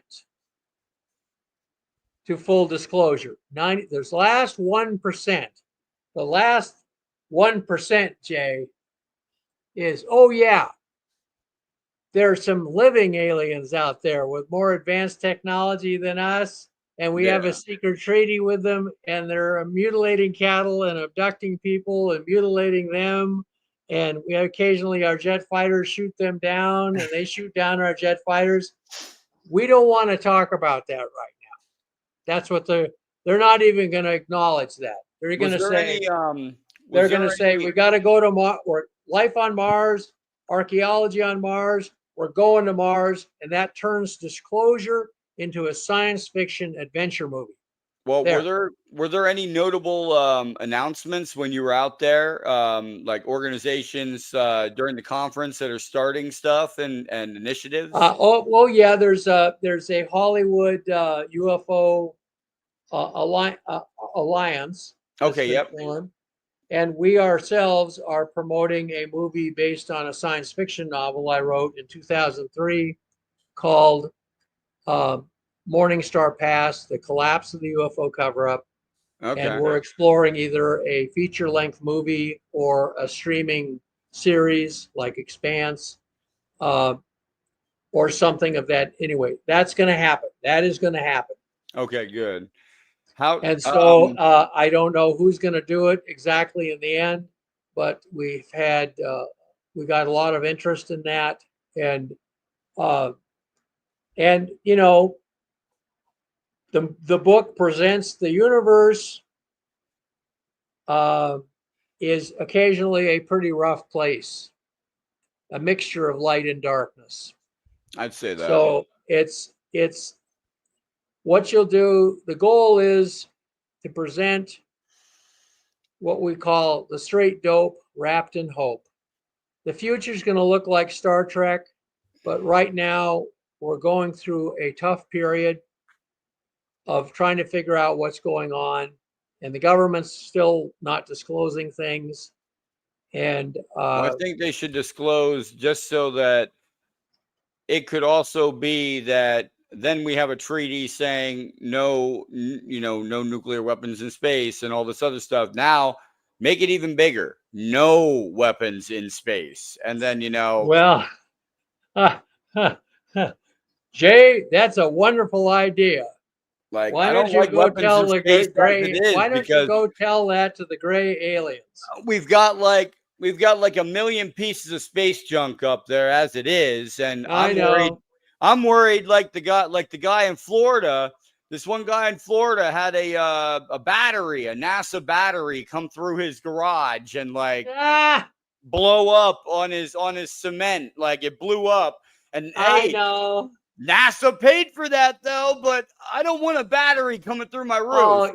Oh, all sorts of stuff has happened. Chunks of weird. Oh, the Chinese government is constantly putting up stuff, and then parts of it will fall in the United States. You think that we even get a note of apology from the Chinese Communist Party? No, we don't. I'm gonna bring up something too, like Lady Daniel. She's one of our biggest supporters here on the All podcast. right. She wants me to bring up the ET Embassy project. Well, I'm not. here, let me tell you something. Uh, I believe most of the people out there in the stars Are like good. us, and they're protecting us. But let's just say there's certain other groups They're fewer that though don't than the like than the good following the ones. rules. They don't like following the rules laid down by the Federation. So they're the ones causing most of the trouble here. But there's a lot of people out there who have nothing but goodwill towards us. And I believe they are basically running the show. The future of the human race will look like Star Trek. We're Yep. going to be adopted into the Federation, and at the proper time. And so that's what I really believe. And I'm religious. Uh, you know, somebody said, "What do I do if I want to talk to an ET?" And I said, "Well, say your prayers tonight. God is always listening, and He's an ET." Yeah. And I just say, uh, it's a miracle. Given what happened on Mars, it's a miracle we are alive, Yeah. and we're gonna be okay. We're gonna be okay. We're gonna get through this, and things will be much better for our children. I hope so. It's always better to deal with the truth, even if the truth is a little jarring. But remember, the human race is extremely clever.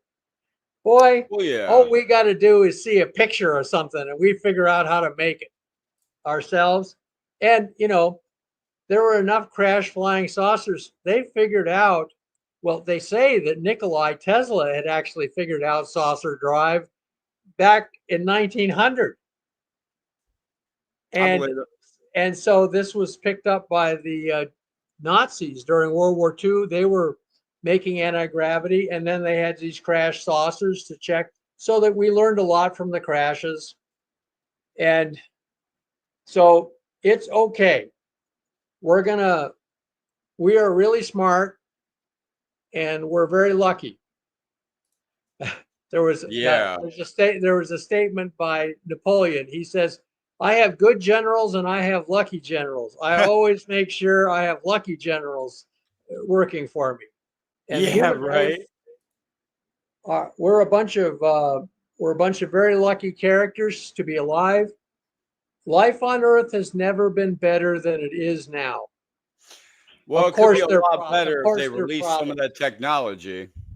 And well, let me tell you, I've worked with that technology. I mean, I can't get stuff to fly around the room, but I can get gravity to weaken like a part per thousand, like a tenth of a Yeah. percent. I turn on the power on this coil. The coil gets lighter by about 10 milligrams. It weighs 100 grams. It gets lighter by about 10 milligrams. And then I turn off the power and it regains its weight. And you can Hmm. pick that up with a sensitive chemical scale. And I was told by the government, who funded, I thought we were being funded by some private individuals. No, as Yeah. it turns out, it was one of the agencies. What? Yes, they funded the research. They wanted to know how easy it would be. So when we got the good results, we got the fact that we could make gravity weaken a little bit Yep. without that much trouble. I mean, we probably spent $1,000 Hmm. to get that result. And so that's when we found out that we'd been funded by one of those 3-letter agencies through a front organization. And they told us, Jay, Dr. Here we Brandenburg, go. we would be more comfortable if you didn't talk about this result. Now that I was knew you 30 were going to years. say that. That was almost 30 years ago. 9 months ago, I got a message from them, and they said, publish, publish, publish. What? Yes. Hmm. So I went to a scientific conference and showed everybody how to do it. I told them Nice. exactly what we did and what coils we used, what power sources we used, everything. And I'm going to keep doing that so that everybody can do it. Now, what this means is the government, it wants it known that they can control gravity now. Yeah. And they've been doing this for like almost 50 years. They took results from captured from the Germans along with Werner von Braun. And Yep. so the government wanted me and wanted me to present at these conferences, so everyone with any brains would realize the government knows how to make saucer drives. Yeah. Because these experiments didn't cost very much. The cheapest one only cost like $200. Okay.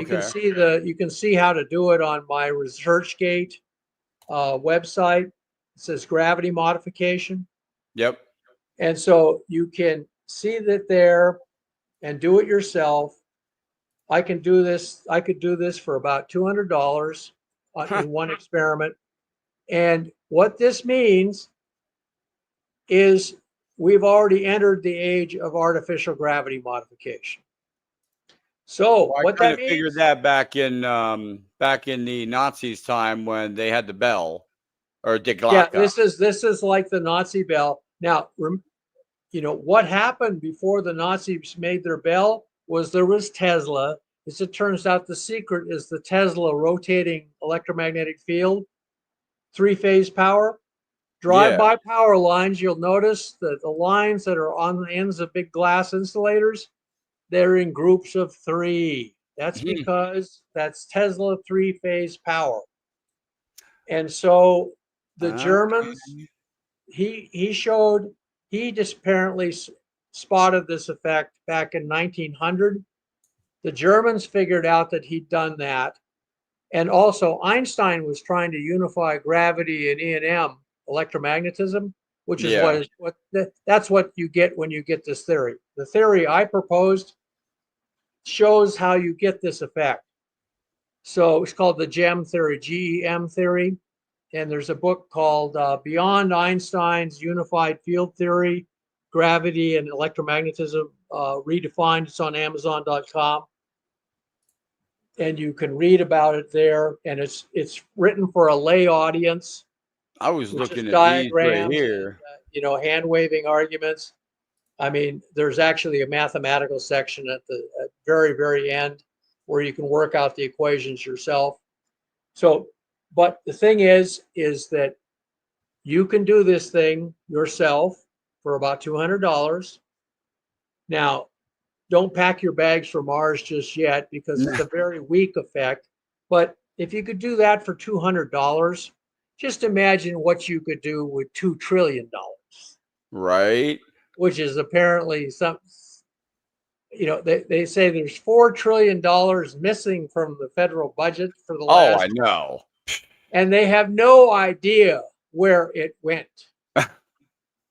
And it went to these black programs doing anti-gravity is what they did. And so yes. And if you want to find out about what we did about the I was looking at the images here. Look for Blue Planet Red, the documentary. Okay. It's about life on Mars and the history of Mars, the Holocaust on Mars. Yeah, Blue Planet Red. Okay. Excellent. It's won awards, and Brian Dobbs directed it. It's coming out in August, it says. Yes. Okay. You can actually, I think if you know the right place to look, you can get it now. All right. And oh wow, look at all the awards. Yep. Now, why not bring up the ET embassy? I mean, it's my understanding, there's dialogue between the ETs, some of which are very friendly and full of goodwill towards us. Yeah. Some of them are not, by the way. Some of these people are the scum of the galaxy. So that's why we have the embassy, though, so we can figure out who's who. Right. Just like a schoolyard, there are people who you want to be friends with, and then there are bullies in the schoolyard who are working out issues. Perhaps they're abused at home, whatever. I'm gonna get you and Lady Daniel in a room too, because both of you, like when you start talking about those big words and everything, those scientist words, my whole brain just explodes. Oh no, I don't want that to happen, Jay. Your brain should not explode. But this book, by the way, hardly has any equations in it at all. I think has one equation in it. All right. The rest of it's just hand-waving arguments and diagrams. You can show a lot of this stuff just by diagrams. I got you.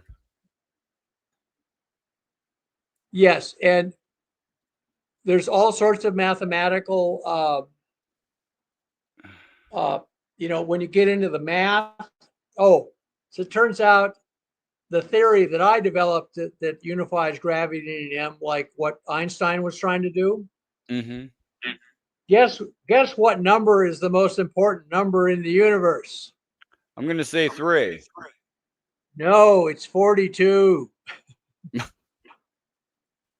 Actually, it's it's 42.85. It's actually closer to 43 if you round it up. Okay. So, yeah, it's just like Hitchhiker's Guide to the Galaxy. And when I wrote the theory, I didn't know about Hitchhiker's Guide to the Galaxy. So it's just it's been a wonderful experience to do this. And now we're going to make a movie, and it's going to be a beautiful movie and a spectacular success. You watch. You'll What all is be sitting there eating popcorn and drinking a Coke, watching this movie. And what? You'll walk in thinking the UFO phenomenon is a big mystery. And when you walk out, you'll realize it isn't quite as mysterious as you thought. What You is can this? understand a lot of it. What is this that Lady D's talking about? The Fabucci ton? I Fibonacci sequence. okay. That's very important in math. It's related to the perfect ratio, 1.6. Okay. It's related to that. The Fibonacci sequence ends up being giving you the golden ratio, Okay. I got you now. which is, by the way, the golden ratio is based on the square root of 5. And as it turns out, there are 5 dimensions. We also have, I just checked, 5 fingers. They were making a point there. Actually, the secret to unifying gravity and electromagnetism, we have 4 forces. We have gravity, electromagnetism, nuclear, and the weak force. And then we have this 5th force, and that's what unifies gravity and E&M. Okay. And also there are 5 dimensions. Turns out, there's X, Y, Z, time, and then there's the 5th dimension. That's the thumb. That's what enables you to do all this good stuff. The 5th dimension, as it turns out. So, what's your thoughts on the current state of disclosure regarding extraterrestrial life and advanced technologies? Then you were out there in contact We're with the close. desert. Like, We're are close. they going to put some stuff out here that's gonna be life changing here soon, or? Well, I think what'll happen, it's going to be like mounting a big spiral stairway. They're going to take one step at a time. The Okay. first thing that will come out is finding microbial life on Mars and on this planet 120 light years from here, the ocean planet, where they found chemicals that look like from plankton in the atmosphere. Okay. That's going to happen first. We're going to start with microbes. Then they'll say, oh, we found a lizard on Mars or something like that. Or we found a cactus on Mars. Yeah. Are there Something any? more organized than just a microbe, multicellular life.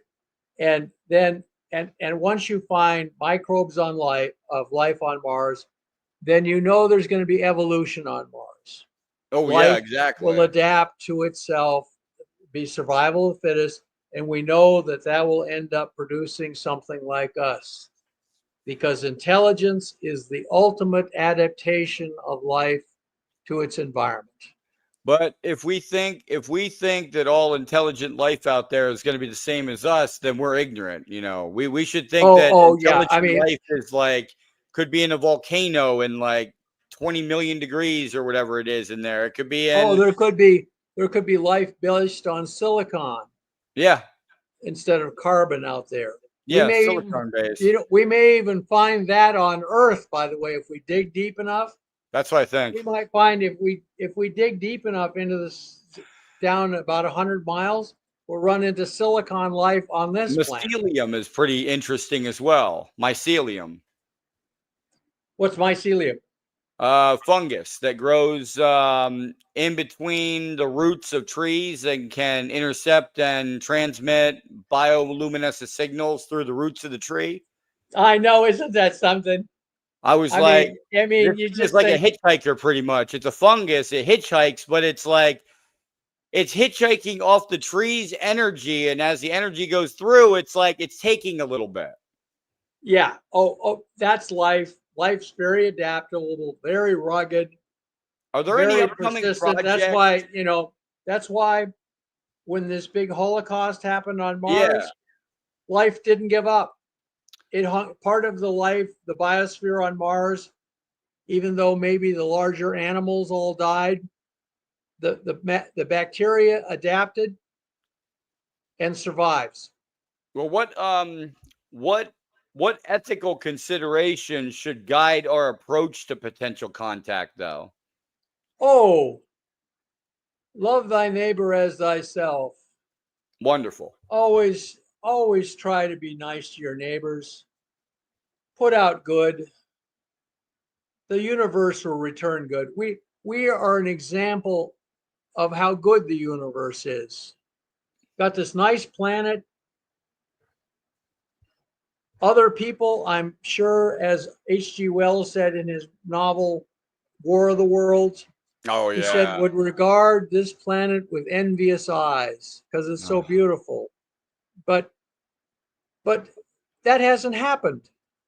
People have come here, but they haven't there hasn't been no War of the no. Worlds. Or I wrote a book called Cosmic Awakening, where I talked about the whole UFO cover up as kind of a big picture analysis. Okay. And I concluded there has to be a galactic federation out there that's watching over us, protecting us till we get strong enough to protect ourselves. And Okay. they want us to join the federation and help I'm protect other so worlds. once we can protect ourselves, then we'll probably be joining. Yes, yes. Okay. We'll right now we're and pursuing peace on Earth That's hard. is a really good idea because it convinces the galactics that we can live together with other people in the Yeah, stars. peacefully. We can't live together on one planet. How am I going to live with people on other planets? So Yeah. let's just love thy neighbor, uh, love God, and love thy neighbor. Those are the two great commands. That's the law and the Okay. prophets. So what's And do unto others as you would have them do unto you. And so we are being watched out for by the universe, and we should remember that and always help them watch out over others.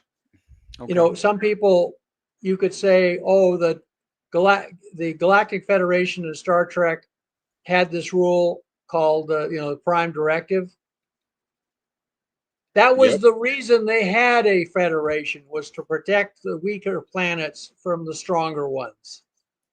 That's Yep. the reason the federation formed. And they adopted the Earth. The Vulcans introduced the Earth people to the federation and adopted us. And what do you know? This one Earth woman and this Vulcan fall in love, and their product was Spock. You Yep. know, who is probably one of the smartest beings that had occurred in the universe. And you know, I the got whole Star Trek thing was based on one of the major characters was a product of a mixed marriage. I got two more questions for you, sir, and then we'll go to questions in the audience. Okay. In your opinion, what is the most compelling evidence currently available that supports the existence of extraterrestrial life? Um, I would say the most compelling evidence is our own existence. Okay. Our own existence. We don't appear to be anybody special. We're unique, but we're not. We're certainly not the smartest people in the universe. We're lucky, but we're not the luckiest people in the universe. A lot of bad stuff has happened here, but we've managed to overcome it. Yeah. Here's the there's two pieces of evidence. This argument stands on two legs. Okay. First, we are here, and we are not made out of platinum and gold. We are made out of the dust of the earth, the same substance as the rest of Organic. the earth. Okay, so that's us. We also look at this planet. This planet looks very typical. We're the same size as the planet Venus. We're a little bit bigger than the planet Mars. By the way, Venus, Earth, and Mars are all close enough to the sun that if you negate the effect of the atmospheres like on Venus and the lack of atmosphere on Mars, we would all have liquid water on our surfaces. Yeah. We're in the Goldilocks zone. We're three planets about the same size, and we're all in the Goldilocks zone. And then if we look at Proxima Centauri, 4.3 light years away, it is the closest planetary system in the entire universe to us. So that's exactly where we should go first. And it has a planet almost exactly the same size as Earth in the Goldilocks zone. Gotcha. So this argument that stands on two legs, its right foot is the fact that we exist and are made of the elements of the earth, nothing special about us. Okay. And everybody knows we're not angels. And then the other foot, the other leg it stands on is the fact that the earth itself in the Goldilocks zone and the size it is appears very typical of planets around stars in this galaxy. So that's how we know there are other people out there. Okay. It's a lead pipe cinch. What you could take that to the bank. What message would you like to convey to the next generation of researchers and enthusiasts in the field? I would like to say keep pressing, keep advancing. There are forces within our government, and they're powerful, that want the UFO cover-up to end. It's gone on long enough. They want, however, the human race to be able, they don't want the human race to be traumatized. They want this to be a science fiction adventure movie, not a War of the Worlds or Independence Day. Yeah. They want us to find out there's life and archaeology on Mars and go there and explore it ourselves. That's what they want. That makes the human race in charge of its own destiny, as opposed to, oh my goodness, we're surrounded by all these people 200 years ahead of us.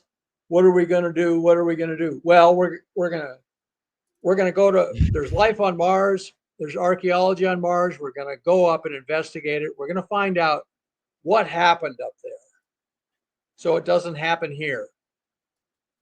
And I have fully, so I just say, keep pressing, keep investigating, develop anti-gravity. I'm going to be showing everybody how to do it in the lab.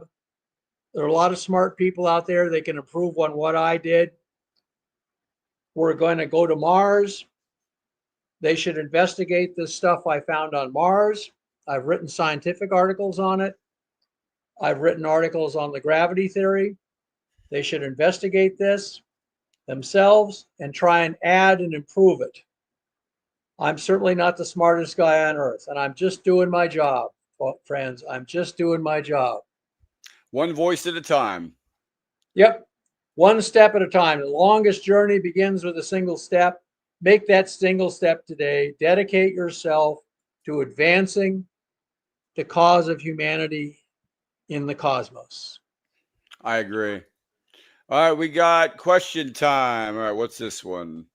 What does John think Russia's response to Operation Spiderweb drone? Oh, I just think it's going to be back and forth. Oh, it's always going to be back and forth. We're trying to end that war. Come on. How many people have gotten killed? I mean, I don't like the civilians. And the first step towards ending a war is to having a ceasefire. Yeah. Let's have a A ceasefire. None of this, permanent I hit you. None of ceasefire. this, I hit you last stuff. Just both sides should quit shooting at each other Permanent. permanently. And just be like, listen, you stay on your side, I'll stay on mine. We won't do anything to each other, and everybody's good. Exactly. I'm not a diplomat. I don't know everything that's going on. All I know is a bunch of people are getting killed and they don't seem to be settling anything. Yeah. So let's just have a ceasefire, figure out how to have a ceasefire, and and that means you have to get people at the table, and somebody has got to talk nicely to both sides and get them to quit doing this stuff to each other. They just got to stop it. Stop it. It's gonna take. I honestly don't know what it's gonna take, but it's gonna take a lot more than. Well, it's gonna take the more good issues people than bad. There's a lot of historical issues, and I'm not going to get into it. I'm not going to get into the histories of it. We just want to let's start writing history. Stop shooting. Stop shooting. Have a ceasefire. Ceasefire in place. Yeah, and then figure out where to go from there. That's what I say. 9/11 was. It's stupid to have a war that a bunch of people get killed for nothing. Well, I think 9/11 was an inside job. I do, but I just say that out loud. I don't. Maybe not. I was in Washington, D.C. Intentional. By the way, here, I was in Washington, D.C. when 9/11 happened. Okay. I was working in an office with the three-letter agencies and the military intelligence and everywhere. It was an intelligence shop that brought together all of the agencies and all the military intelligence organizations. And I was a consulting scientist. If they found something weird, they would come and ask me to, try and figure out what it meant. Okay. Okay, 2 weeks before 9/11 happened, we got a warning saying we expected a large terrorist attack, but the warning said we think it will be in the Pacific against like Guam or our bases in the Philippines or something like that. So it wasn't a credible threat to the United States yet. It wasn't. Yeah, it wasn't posed as a threat to the United States at all. It was supposed to be one of our bases. So people were looking in the wrong direction. And, the same thing happened before Pearl Harbor. Well, it makes sense. They had everything on the table in front of them right before Pearl Harbor. They had it on the table in Pearl Harbor. They had Admiral Kimmel had all the stuff on the table from his own intelligence. And they said, sir, there's a Japanese fleet, we think, approaching from the north. And they may be coming to attack us. And the admirals said at Pearl Harbor said, well, that'd mean they were going to have a war with the United States, and that'd be crazy because they would lose. So that's impossible. That's why they thought that, because it's like, well, go ahead, come to war with us, but it's like they did. Yes. And the morning of the attack, they had radar sightings of the Japanese flight. They sank a miniature submarine just off the mouth of the harbor.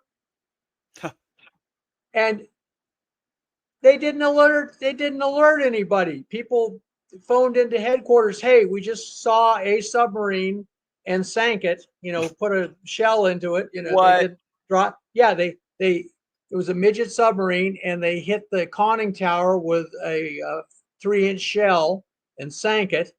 And everybody saw it, and they reported it to the headquarters of the Navy, to the Admiral Kimmel, and they did nothing. What? And then these guys had a radar set up, and they saw the Japanese. You can watch the movie Tora, Tora, Tora, and this is true. They had they could see the Japanese planes coming on radar, and they called into headquarters and said, "We think there's a big fleet of planes approaching." And they said, it's probably just you're just seeing clouds or something like that. Don't Oh worry my about it. God. So they they'd already received a war warning. So it looked sometimes So we were what looking looks in the like an wrong inside spot. job and a cover up is just So it's just that it's we were just looking in the wrong stupidity. spot. It's sometimes it is just stupidity and I got incompetence. you. I got you. So I we're mean, looking. We were looking in the Pacific, and they were planning it in the United States. they were planning it I in the got United States, and they were investigating if the Clinton administration knew it, and they found out that they had it right on the story I heard is they had it right on the table in front of them, and said, "People flying airliners into big buildings? Nah, that's no. crazy. Yeah, right. No one had ever done anything like that." They just said that's crazy. They're just going to take them hostage, if they do. If the worst that can happen is they'll take the planes and hold all the passengers hostage. That's what they thought they were going to do. And then they had a guy, Sandy Berger or somebody. He was the Yep. national security advisor. They were investigating what did you know and when did you know it. He said, I need to go look at my notes on my papers from that period. He started smuggling out the papers in his underwear, ripped them up into tiny pieces and flushed them down the toilet. We don't know he apparently saw the 9/11 plot and did nothing because he thought, nobody would do anything that crazy. That'd be crazy. So that's what Wow. I mean. In my own novel, I have a trilogy. The UFO cover-up collapses, and immediately everybody in Washington, D.C. goes into CYA mode. They say, Yep. what did you know? When did you know it? I didn't know nothing. I never knew nothing. What they did is they're shredding documents as fast as they can. They're burning computer memory Yeah. chips because they don't want to get stuck that they saw it happening and didn't do anything about it, and the hero is lying there in a hospital bed recovering from wounds he got in the final battles of the UFO cover-up. Yeah. And he tells his nurse, he says, there's shredders and furnaces going all over town, burning up memory chips and shredding documents by all the agencies so that they can claim that nobody has, there are no, we didn't know nothing and we never knew nothing. He says What? they're feeding stuff into furnaces so that nobody can find out what they knew. He said, and if I'm not careful, I'm going to go get fed into one of those furnaces too, because I know What? everything. Yes. He says, so you got to get me well and so I can get out of here. Oh my God. Well, I So got a and funny you know what he story. does? You know what he does? He's a special forces guy. So he finally the head of the Joint Services, Yeah. the chief general comes to him and says, well, what do you want to do? We can give you a new identity so no one will bother you. And he says, and they say, or we can put you in the, black ops so nobody will know where you are. Oh, boy. You'll be out on the war front someplace. And he says, do that. He says, that way I can always carry a gun and nobody will be suspicious of me. He says, get me out of this hospital, get me out of this town, Oh my get me off God. on the war front with the gray aliens. Those are the chief villains, he says, so that, I would rather die in battle than See, be that's why I stuck here in retired. this hospital. Yes, that's Yeah, exactly why I retired from the Army, because they told me, they said, oh, well, your knee is shot. You can't go into combat anymore. So you're going to be at this desk. And I said, no, I'm going to be at home. I'm not going to be stuck at this desk. there you go. There you go. So, yeah. So after every big screw up, after the Battle of the Bulge, Yeah. after Pearl Harbor, everybody says, well, what did you know and when did you know it? Huh. And everybody says, I didn't know nothing. I didn't see nothing. And then they said, you got any memos to prove it? And they said, well, we shredded all our memos. You would be surprised what people send to me being a podcaster now, and I'm just like, is this for real or is this AI?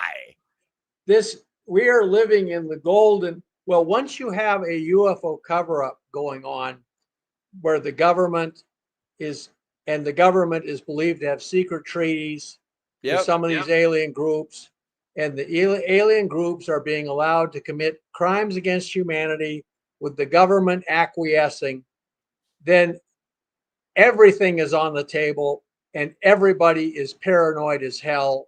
In fact, I tell people, I said, are you paranoid? A little bit? And if they say yes, and I'll say, well, that's a mark of intelligence around here now, is to be a little bit paranoid. Yeah, the government is not supposed. We've got a secret government running this thing, and they don't tell us nothing. And we can't continue this way. We're supposed to have a constitutional government. Remember the U.S. Constitution? Yeah, you ought to read it sometime. Yeah, that's a great piece of paper if they actually sat down and read it. Oh, well, like one part of it I read, we can't have a secret treaty with aliens from outer space. It violates the Constitution. For one thing, if you're going to negotiate a treaty with a foreign power, the Senate has to be informed. Yes, it has to occur with the advice and consent of the Senate. This is in the Constitution. It has to be by ambassadors that the Senate has certified as ambassadors for the United States. That right there is a federal offense, and they could go to jail forever. And then if a treaty results, it has to be ratified by the Senate. I don't remember hearing the Senate, U.S. Senate, ratifying any secret treaties with any little gray aliens from outer space. Who was it?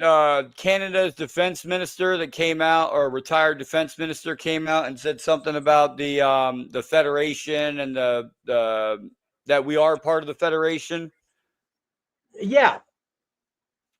Now that we're under their protection. That's what I thought. But in the meantime, and I don't know if it's still in effect, but apparently we signed a treaty with the little gray aliens in 1969, sometime around then, and that was celebrated. Remember Close Encounters of the Third Kind? Yeah. Hollywood made a nice movie about a big love fest between us and the little gray aliens because they were so nice. And then, oh boy, everything went to hell, and we had a fight. The story goes like this.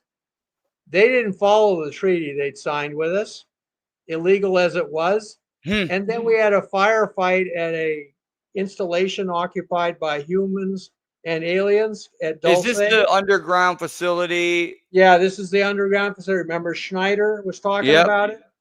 And so what happened is that changed everything. And so then Hollywood, if you want to watch the history of the UFO cover-up behind the scenes in the 1970s, all you got to do is watch two movies back to back. One is Close Encounters of the Third Kind, and the other one that was made before the clash at Dulce, and the other one made after the clash at Dulce is Alien. Yeah, well, my favorite movie is Flight of the Navigator, 1986. 1986. I'm trying to remember. What did that was about? A little boy who finds little boy mentally. Oh, I love that ship. I love that movie. That's a good one. Did. Yeah, but you watch Close Batteries Encounters, not included. And then you watch Alien back to back, and you'll understand what happens when the government signs a secret treaty with somebody from outer space and gets betrayed. Yeah, well then there's like they do little snippets, like there was like I said, like you said, the movies. We can go with batteries not included. You have living spaceships that have babies. Oh yeah, They're little. I know they're little, and I think I missed. I think I saw that one. Oh, But batteries not included is awesome. yeah, but the flight of the navigator, I thought that was very sweet. Oh yeah, that was a good one. So here, And so here's my my really funny story for you. okay. Because I got pictures to go with it, and then we'll end the podcast about 8 minutes here. So Okay, that'd be good. yeah, Thanks. so I'm getting a little tired.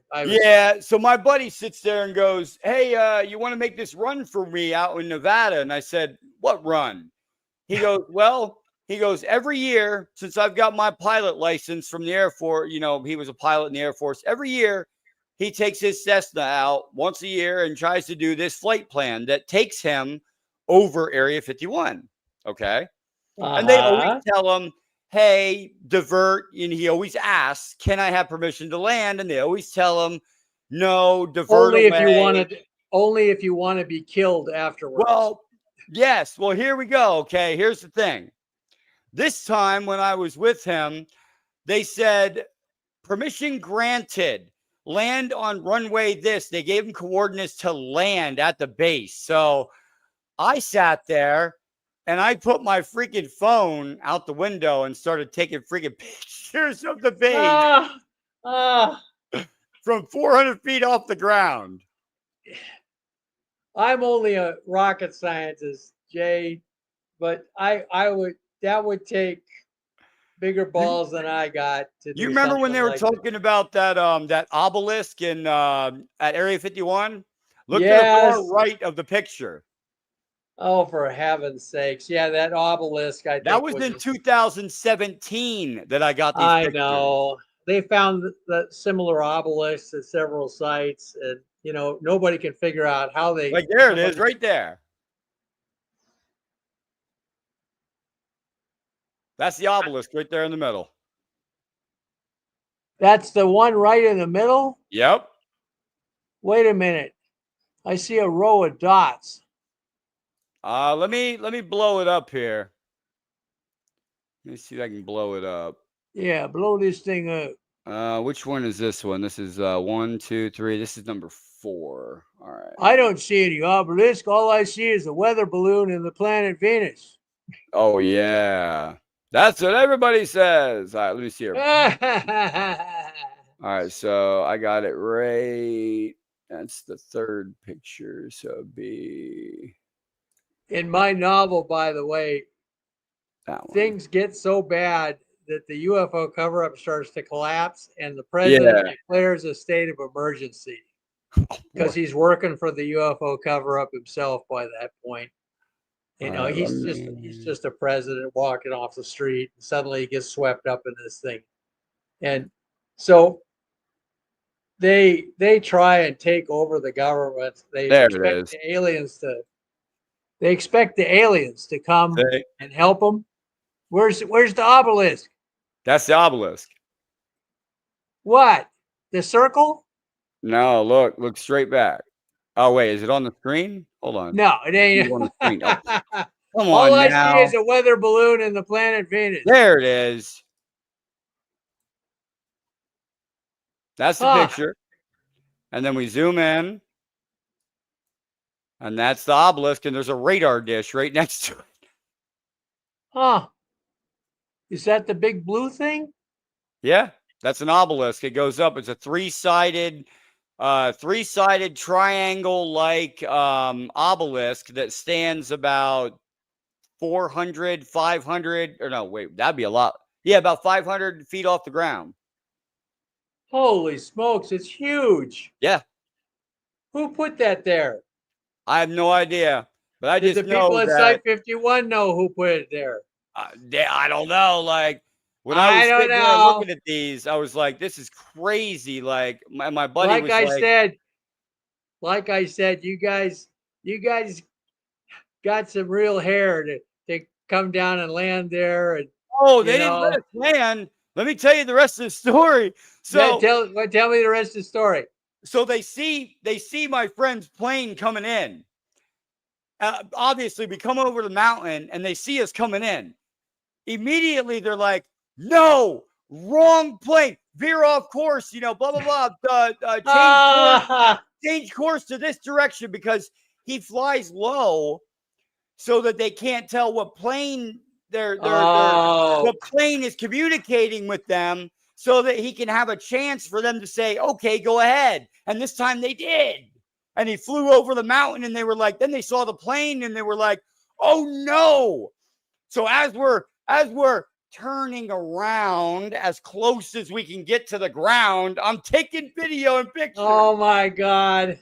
Well, you're lucky they weren't waiting for you at the airport when you landed, when you went back to your main base.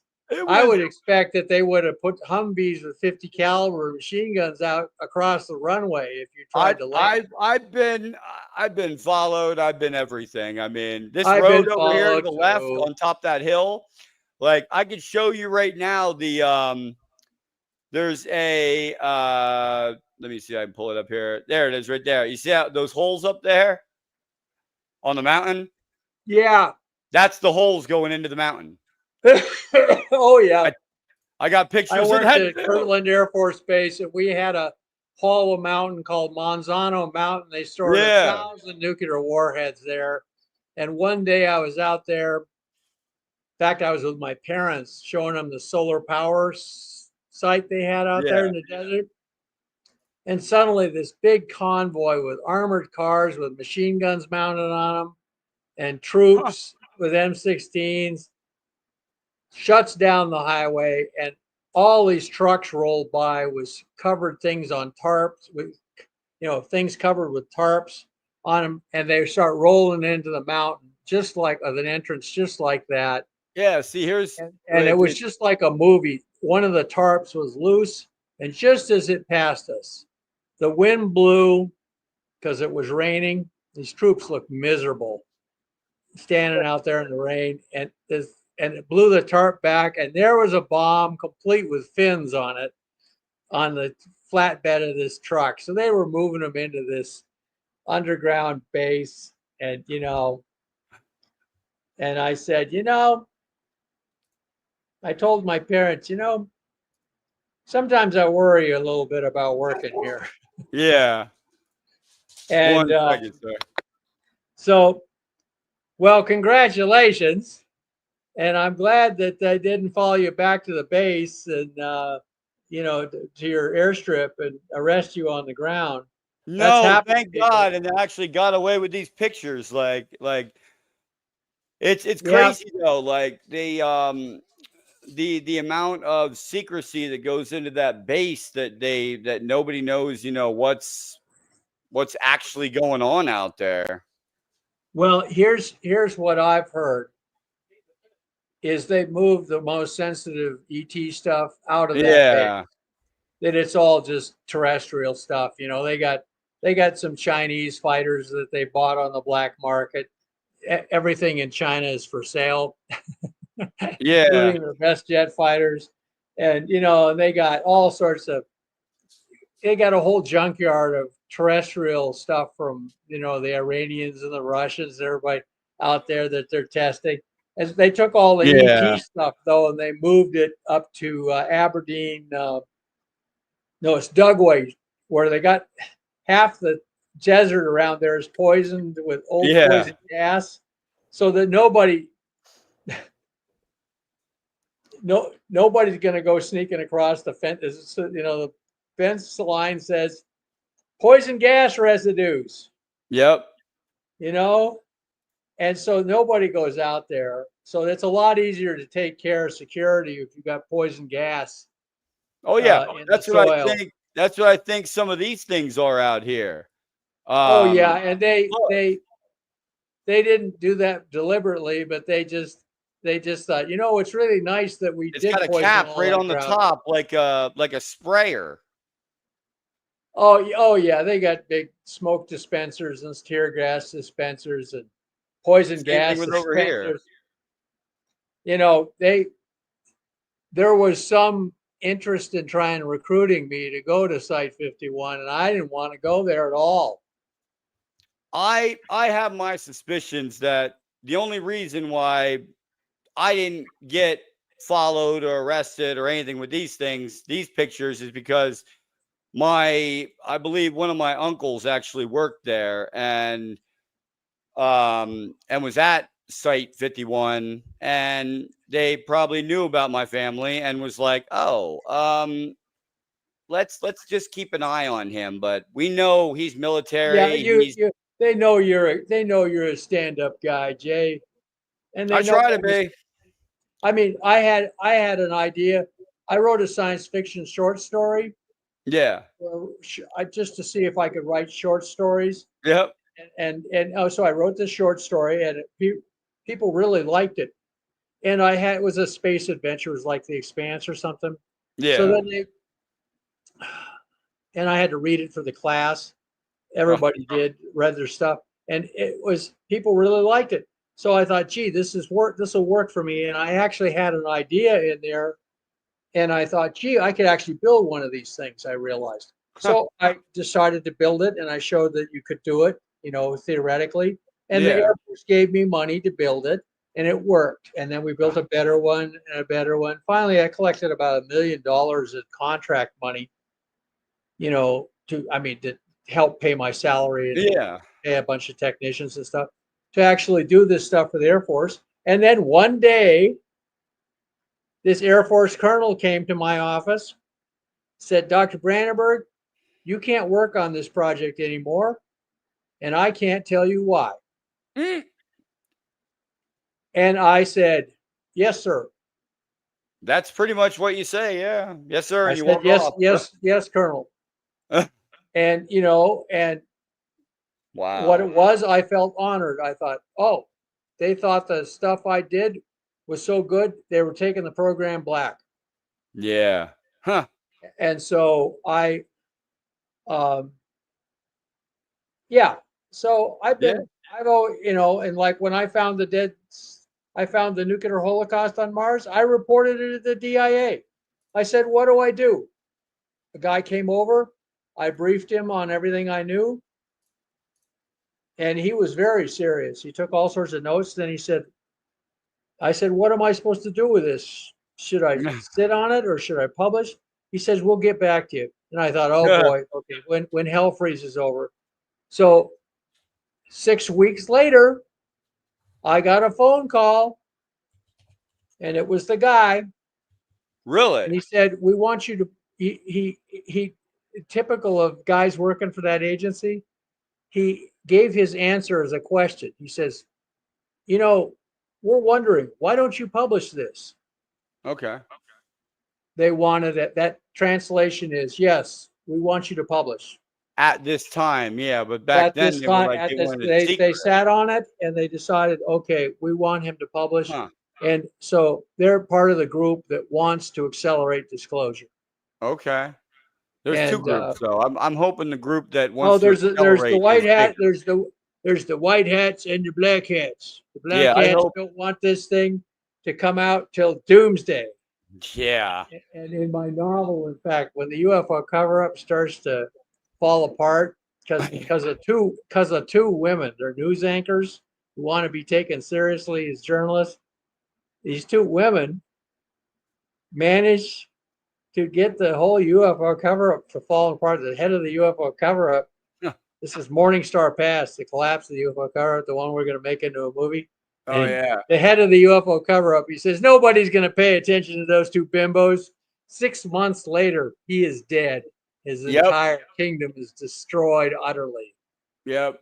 Oh And yeah, they, you're making that and movie they, and too. in That fact, movie. When is that coming the head out? of the August, head right? of the Air Force and the head of the Joint Chief of Staff, who's an Air Force officer, they both get executed by firing squad at the end for treason because Oh my went along God. with this. They went along with this secret treaty, and Mm. the government is hunting down everybody who knew about it and didn't report it. And well, it's a big battle at the end. A bunch of people get killed, so the government is in no mood to be nice So Yeah. but anyway, the it all ends. And what happens is no one, there's universal agreement that no one will believe the Air Force if they tell them the sun is going to rise tomorrow. Mm-hmm. The Air Force, in fact, they're debating whether the Air Force should just go out of business because it is so discredited. I'm And thinking the Air Force is going to merge into the Space Force and just be it'll probably disappear and form. They'll call it the Aerospace Force, and then finally they'll drop Yep. the Aero. And yeah, and what's left of the Air Force will just kind of go quietly away. And I think I think a fourth the Air Force will go into like black programs, and then the rest, the 3/4 of them, will be merged into Space Force. something like that. But anyway, that's what happens. And so that's what happens to people who, oh, and so what happens, they say the UFO cover up is not going to end till doomsday. And then when the UFO cover up starts to end, I mean, they've got congressional hearings complete with aliens and pickle jars on Yeah. the conference table. And they say, oh my God, it's doomsday. It's doomsday. And so anyway, well, Jay, I've just got back from a mini day Oh trip. yeah. I'm a little tired. I think I'm going to have to let you go, but I Nope, you're thank you so fine. much for having me on your show. It's a great pleasure and honor to be talking to you. I mean, You are so welcome. you're somebody who knows about this stuff. You Thank know you. how the military works, and you know how the government works to a certain extent. And so, hey, just thank you so much, and thank you for your service to this country. Thank you, sir. And I appreciate you being on here. Anytime, anytime you want to come back, like when your movie drops and you want to come on, give us Absolutely. some details on it after that, I'd love to have you back. Oh, and watch Mars. Watch Yeah, Mars. They yeah, asked definitely. they asked Trump, well, what about all this UFO, UAP stuff? And you know what he said? How about that planet Mars? He says. Yeah. How about Mars? So they're going to do Mars disclosure. He's And sticking it there because it's a dead civilization. That's why they it's can't. because it's not threatening. Yep, It's not threatening. exactly. So and the rest of it will just be secret. And as one of the heroines of my novel says, Yeah. it's so easy to keep secrets that nobody wants to know. Yep. Okay, anyway, you All guys right. all Thank have you a so much, wonderful sir, day. for being God bless on. you all and keep you. Live long Thank and you, sir. prosper. Have a great day, sir. Night. Okay, thank you so much, Jay. Take care now, and all your listeners. We'll be in Bye-bye. contact after this. Okay, very good. I look forward to that. Bye-bye. All right, sir. Oh wow, that was John Brandenburg, everyone. Oh man, I had a great time. Like, I could have talked to him for hours, everybody. Like, let's schedule him for another podcast to come back up because we we might need to talk about a lot more stuff and get in depth on a lot more things that he was involved with, and maybe we'll do a double panel, and I'll see if Rowie, the other NASA scientist, wants to come up, and we'll do a double guest podcast with two NASA scientists, one a satellite expert on imagery, and John Brandenburg, plasma physicist. Maybe that's kind of where we're going with this. But I'll let you guys know.